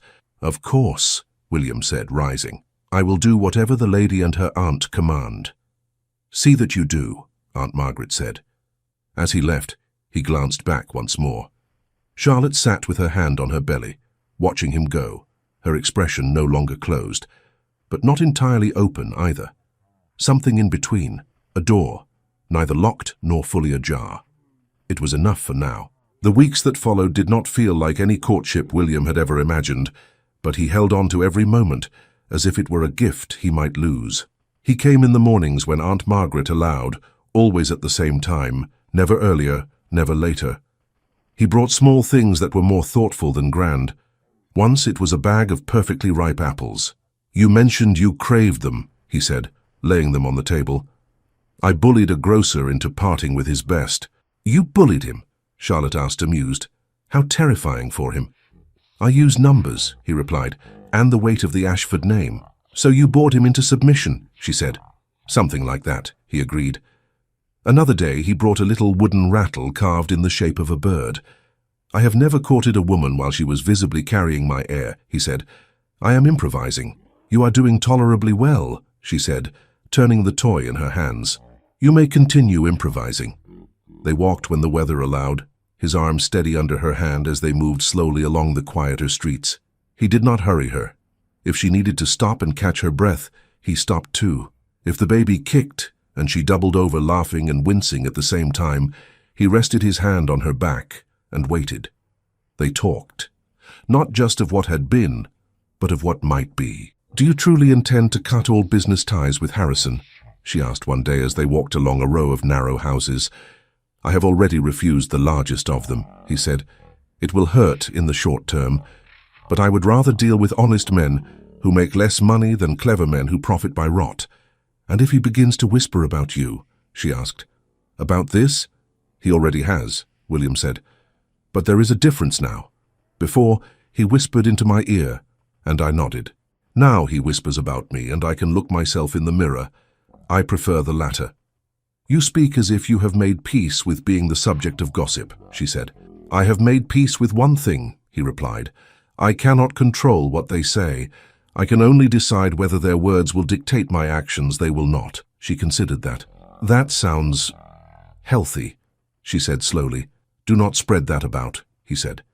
It might ruin my reputation as a proud idiot. She laughed, then winced, pressing a hand to her side. Are you all right? He asked immediately. He does not like when I laugh too hard, she said.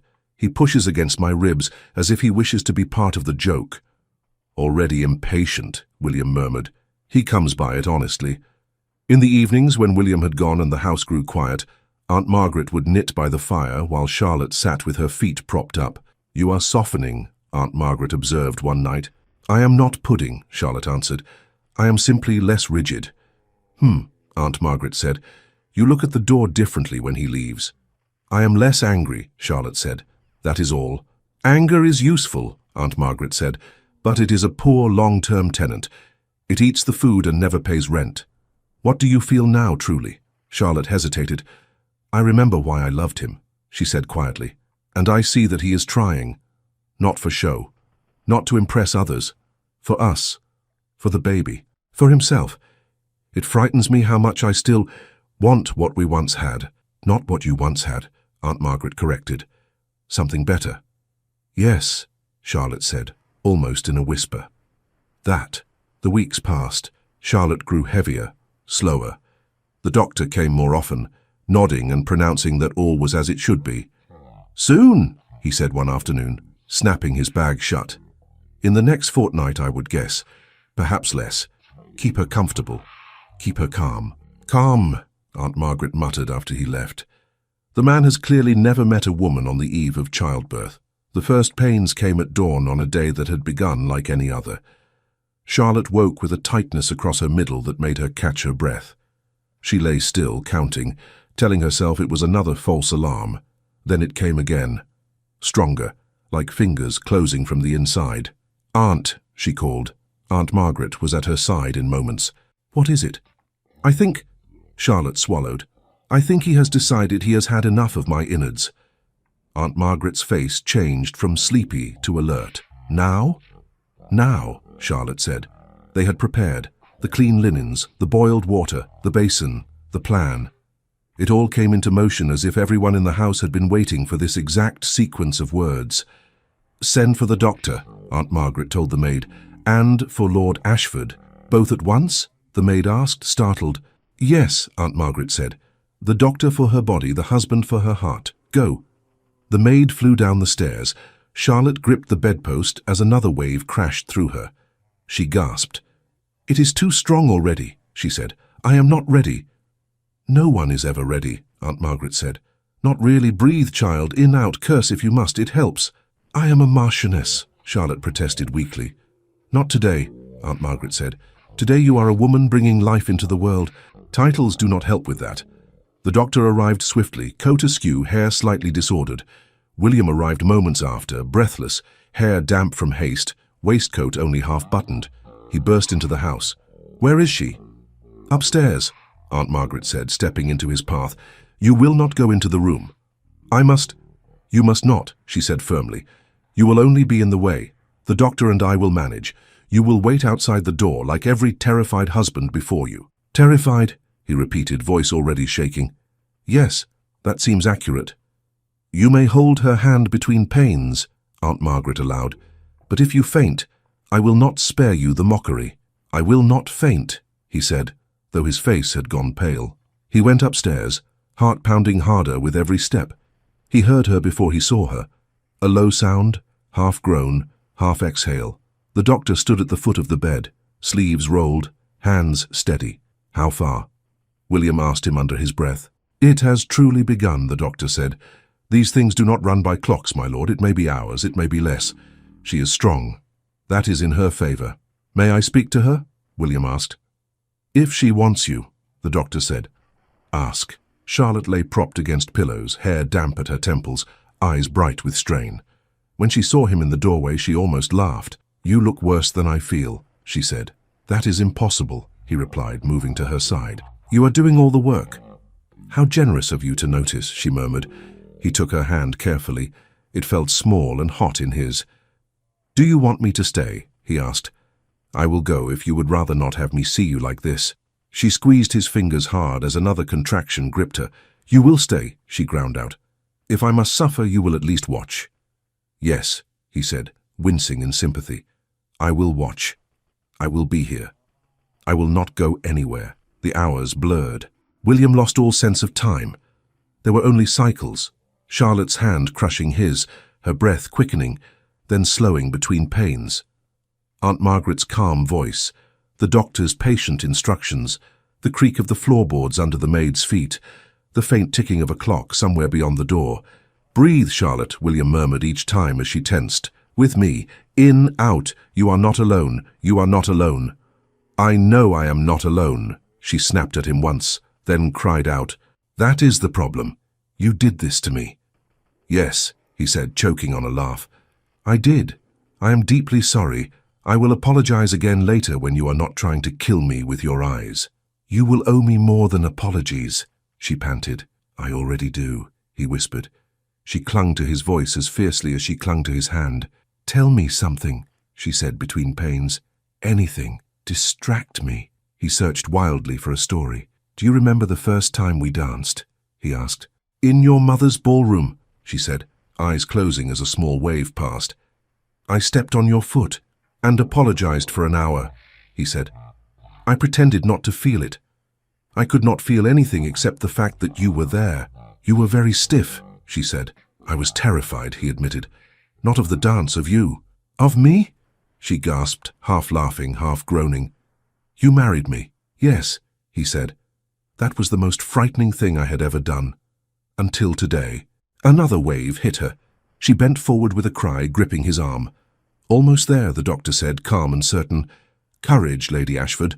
One more good push, then another. The child is eager. He wants to meet you." "Of course he does," she said through clenched teeth. "He has no idea what awaits him." She bore down, face contorted with effort. William could do nothing but hold her and murmur words that felt inadequate. "You are doing it," he whispered.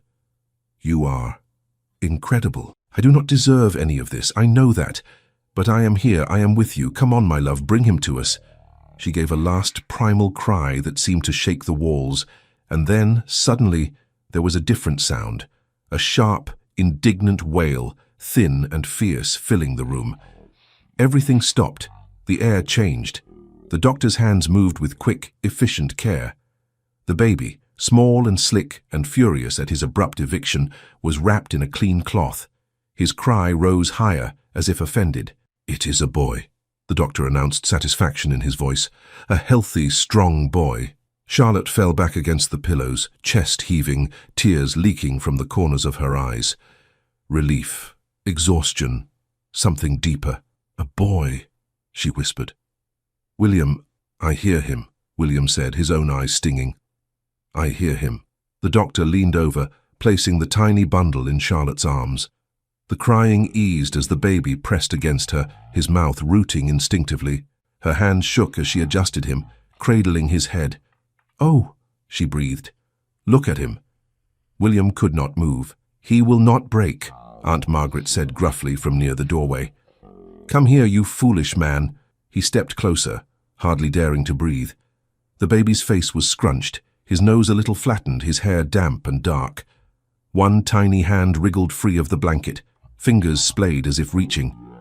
"Hello," William said, his voice rough. "I am your father.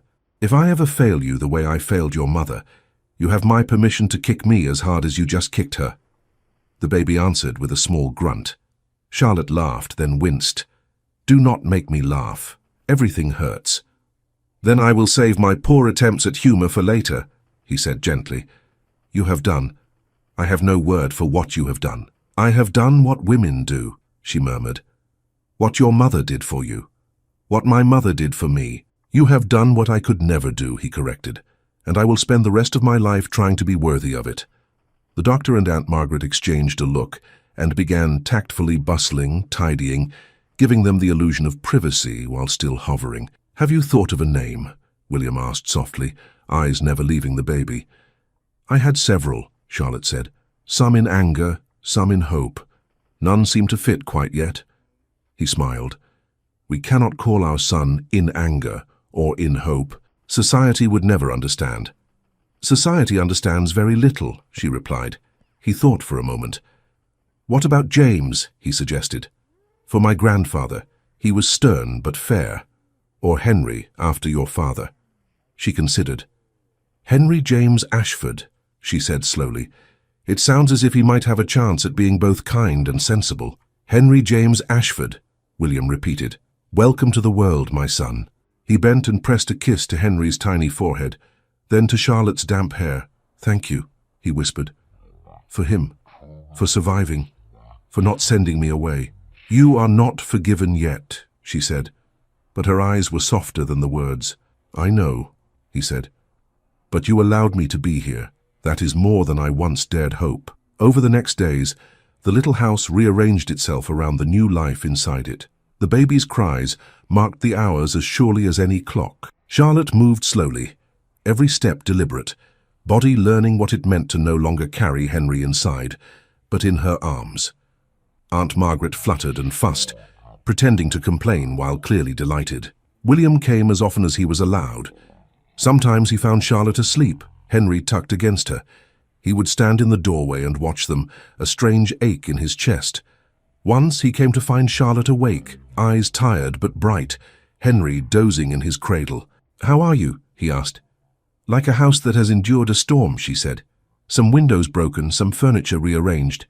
But the roof is intact." "And the tenants?" he asked, glancing at Henry.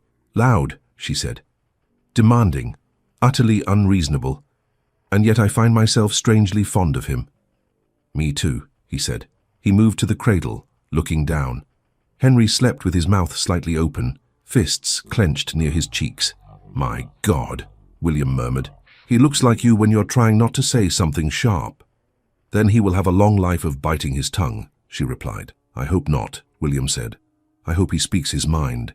I hope he never learns the habit of silence that did me such harm." She watched him lift the baby carefully, hands surprisingly sure now. "You are getting good at that," she observed. "I have been practicing with my pride," he said. "It is much harder to handle." She smiled. "It is shrinking. That helps." He cradled Henry against his shoulder, rocking gently. "Charlotte," he said after a moment, "we should speak of what comes next." "You mean beyond the next feeding?" she asked. "Beyond Birmingham," he replied. "Beyond this house, beyond these walls that have been your refuge and my schoolroom." "My schoolroom?" she repeated. "I have learned more here than in a lifetime of tutors," he said. "About myself. About you. About what matters." She drew a breath. "What do you see when you think of the future?" "I see Ashford Hall," he said, "but not as it was. Not a museum of my father's rules. A home, yours as much as mine, Henry's. I see you walking through its halls without fear of listening ears. I see a nursery filled with your choices, not my mother's fading wallpaper. I see a house where no one will ever again earn coin by betraying their mistress. You paint a pretty picture, she said. How do you propose to change the minds of those who still believe I ran from you in disgrace? Some minds will never change, he said, but I can stand beside you in church, in town, at table, and make it plain by my behavior that I consider you my honored marchioness, not a tolerated burden. People notice such things. They gossip when a man neglects his wife.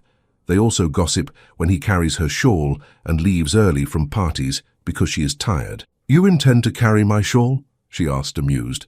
I intend to carry whatever you ask me to, he said, even your temper when necessary. She looked at Henry, then at him. And if I choose not to return, then Birmingham becomes our centre, he said simply.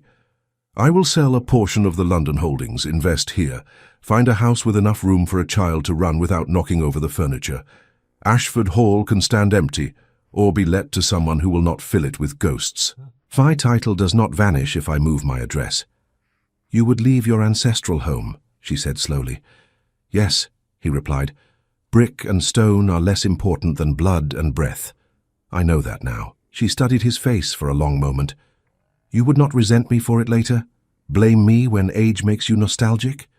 If I resent anyone, he said, it will be myself for not making our life easier sooner. Silence lingered between them, not hostile now, but heavy with possibility. I loved Ashford Hall, she said quietly. Before everything. Do you remember the first time you brought me there after our wedding? I wandered the gallery and thought, I live here. I belong here. I remember, he said. You whispered to the portraits as if they might answer. I asked them if they would accept me, she admitted. And what did they say? He asked gently. They were portraits, she said. They said nothing. That was the worst part. He winced. And I did not realize you needed the living man beside you to answer instead. You were busy being dignified, she said, and I was busy trying not to disturb your dignity. We were both busy in all the wrong ways, he murmured. She looked down at Henry again. I would like him to know Ashford Hall, she said at last, to run in that gallery, to see those portraits and know where he comes from. But I would also like him to see Birmingham, to know that the world is larger than one estate. He can have both, William said, if you will come home not as the girl who left, as the woman who returned on her own terms. She looked up. His eyes held hers, steady, open. I will not go back to who I was, she said. I would not want you to, he replied. Who you are now terrifies me in new and interesting ways. She laughed softly. You are far too honest these days. I am making up for years of not being honest enough, he said. She let out a slow breath. Very well. We will return to Ashford Hall. When the doctor says I may travel, when Henry is stronger, we will go together on one condition. Name it, he said. We do not slip into the old pattern, she said. If you begin to brood in your study and shut me out, I will remove every chair from that room and force you to conduct your angst standing up at least. That seems fair, he said. And, she added, we will renew our vows. Not for society, for ourselves. A simple ceremony. No ball, no spectacle. Just words. Spoken clearly, with no misunderstandings between them. I would like that, he said softly. Very much. Aunt Margaret appeared in the doorway, wiping her hands on her apron. You are plotting, she said. I can always tell. Your faces go soft and foolish. We are planning, Charlotte corrected. Planning is just plotting with better posture, Aunt Margaret said. What have you decided? To return to Ashford Hall, William said. In time, Aunt Margaret pursed her lips. I suppose someone must go up there and teach those stone lions at the gate a lesson. They have looked smug for decades. We will visit often, Charlotte said, taking her aunt's hand. If you will come. I am too old to be trailing after you across the country, Aunt Margaret said briskly. Fortunately, that will not stop me. The months that followed moved more swiftly than the slow days of waiting that had come before. When Henry was strong enough and Charlotte's strength had returned, they made the journey south. The carriage that rolled up the drive of Ashford Hall carried not the frightened bride of a year earlier, but a woman who had left once and chosen to return. The stone lions were still there, of course. William leaned out of the carriage window and tilted his head at them. Behave, he told them quietly, or she will have you replaced. Do not tempt me, Charlotte said under her breath, but there was a smile tugging at her mouth. The staff assembled on the steps, some familiar faces, some new. Hargreaves stood at the front, hands folded, expression carefully neutral. "Welcome home, my lord," he said. "My lady." Charlotte stiffened for a moment at the title, then relaxed as William took her hand and helped her down, Henry cradled against his chest. "Thank you, Hargreaves," William said. "I trust the house has behaved itself." "As well as any house can without its mistress," Hargreaves replied. "We are glad to see it corrected." Charlotte blinked, surprised. "Dinner will be informal tonight," William said. "No guests, no ceremony. We are here to rest, not to perform." "Yes, my lord," Hargreaves said. The first days were strange. Familiar rooms felt both like home and like a stage set for a life they had left behind. But slowly, Charlotte began to rearrange things. Curtains were opened wider. Heavy furniture was shifted to make space for Henry's small cradle in the parlor. William moved his desk from the large, echoing study to a smaller room near the morning room, where conversation carried easily. They held the vow renewal 2 weeks after their return. The church was the same small parish where they had married the first time, but the pews were nearly empty now. Only Aunt Margaret, a few trusted friends, the doctor from Birmingham who happened to be visiting a relative nearby, and a couple of William's allies attended.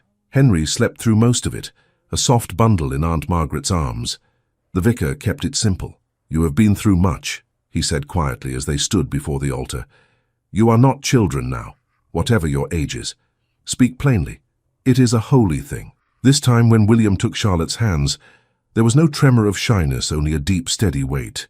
"I, William," he said, voice clear, "take you, Charlotte, again, and with full knowledge of what I risk and what I gain. I promise to listen before I judge, to stand beside you when others speak against you, to be your partner, not your warden. I broke your trust once. I will spend my life rebuilding it, brick by brick, with truth and with patience. If I fail, I ask that you tell me, not with silence or departure, but with the same courage you have shown me in returning." Her throat moved as she swallowed. "I, Charlotte," she said, her voice steady despite the tears in her eyes. "Take you, William, again, knowing exactly how stubborn you are. I promise to speak when I am afraid, not to hide in the corners of my own house, to ask questions before I assume the worst, to be your partner, not your ornament. You doubted me once, and it broke my heart. I do not promise to forget, but I promise to remember also the man who changed, who chose me and our son over comfort and pride. If I falter, I ask that you remind me of this moment, not with reproach, but with kindness." "You may kiss the bride," the vicar said, smiling. William lifted her hand and pressed his lips to her fingers first, a small gesture of reverence, then leaned in and kissed her gently, fully, in front of the few who watched and the many who would never see. It was not the kiss of strangers at a first ceremony. It was the kiss of two people who had walked through fire and found each other on the other side. Life at Ashford Hall slowly settled into a new rhythm. Rumours did not vanish overnight, but they changed shape. People began to speak of how devoted Ashford had become, how he insisted on dancing at least one dance with his wife at every gathering, how he cut off a story about another man's scandal with a single cool look, how he left early from dinners because "Lady Ashford is tired and I prefer her comfort to your port." Some scoffed, some admired, some were secretly envious. Henry grew, noisy and curious. He toddled through the corridors as soon as he could stand, leaving a trail of chaos. William chased him more than one dignified visitor had ever seen a Marquess run. "Come back here, you menace," William would call, laughing as Henry toddled away, chubby legs pumping. Charlotte would watch from the doorway, arms folded, heart full. One afternoon, when the late sun slanted through the long gallery, she walked with Henry on one side and William on the other. The portraits stared down as they always had. "Do you remember what you asked them the first time?" William said quietly. "I asked if they would accept me," she replied. "And now?" he asked. She looked at her son, who was pointing a sticky finger at some long-dead ancestor. "I do not ask their permission anymore," she said. "This is our house, our family. They had their time. This is ours." He smiled. "I like this answer far better." They stopped before a large window that looked out over the grounds. Henry pressed his hands to the glass, fascinated by the moving shapes of trees. "Do you regret anything?" she asked suddenly. He was quiet for a moment. "I regret every day you were gone, every night you cried without me there, every moment I let someone else's voice drown out yours. But as for where we are now, I cannot regret the path that brought us here, because it taught me what I needed to know to keep you." "You did not keep me," she said gently. "I chose to stay." "Yes," he said, "and that is what humbles me most." She slipped her hand into his. "Do you know what I regret?" she asked. "I am afraid to ask," he replied. "I regret that I believed even for a moment that I was better off lying to you than risking the truth," she said. "I should have given you the chance to prove me wrong sooner. I should have asked for more, demanded it. Perhaps we might have avoided some of the pain. Perhaps," he said, "or perhaps we needed to break to be reshaped. I do not know. I am no philosopher. I only know that I do not take a single moment for granted now." Henry turned from the window and reached up toward both of them, his small hands grasping. "Mama," he said, still half-formed. "Papa," he added with equal seriousness. William's face lit. "He has chosen his words wisely," Charlotte laughed. "He is diplomatic already. He will have to be, with us for parents." They each took one of his hands, standing there in the light, a small triangle of warmth against the long shadows of the hall. Charlotte looked up at William, her eyes shining but no longer haunted. "We nearly let them destroy us," she said softly. "Rumors, pride, fear, all whispering at once. We almost listened." "We did listen," he corrected. "But we learned to stop. That is the difference." She nodded. "If ever we forget, we have him to remind us." Henry babbled something incomprehensible, then tugged at their hands, eager to move again. "Where are you taking us, Henry James Ashford?" William asked. "Forward," Charlotte answered for him. "He only knows how to go forward." William squeezed her hand. "Then forward we go," he said. "Thank you so much for listening to this story all the way to the end. We hope it moved you as much as it moved us while telling it. We'd love to hear your thoughts. Leave us a comment telling us where you're listening from and what you liked the most. Rate this story from 0 to 10. What score would you give it? If you enjoyed this story, don't forget to subscribe to the channel and leave a like as a show of support. That really motivates us to keep creating and sharing more stories full of emotion and life lessons. And before we go, we want to remind you that an exciting and heartwarming story recommendation will appear on the final screen. If you'd like to enjoy it, just click on the video. Thank you once again for being here, and we'll see you in the next story.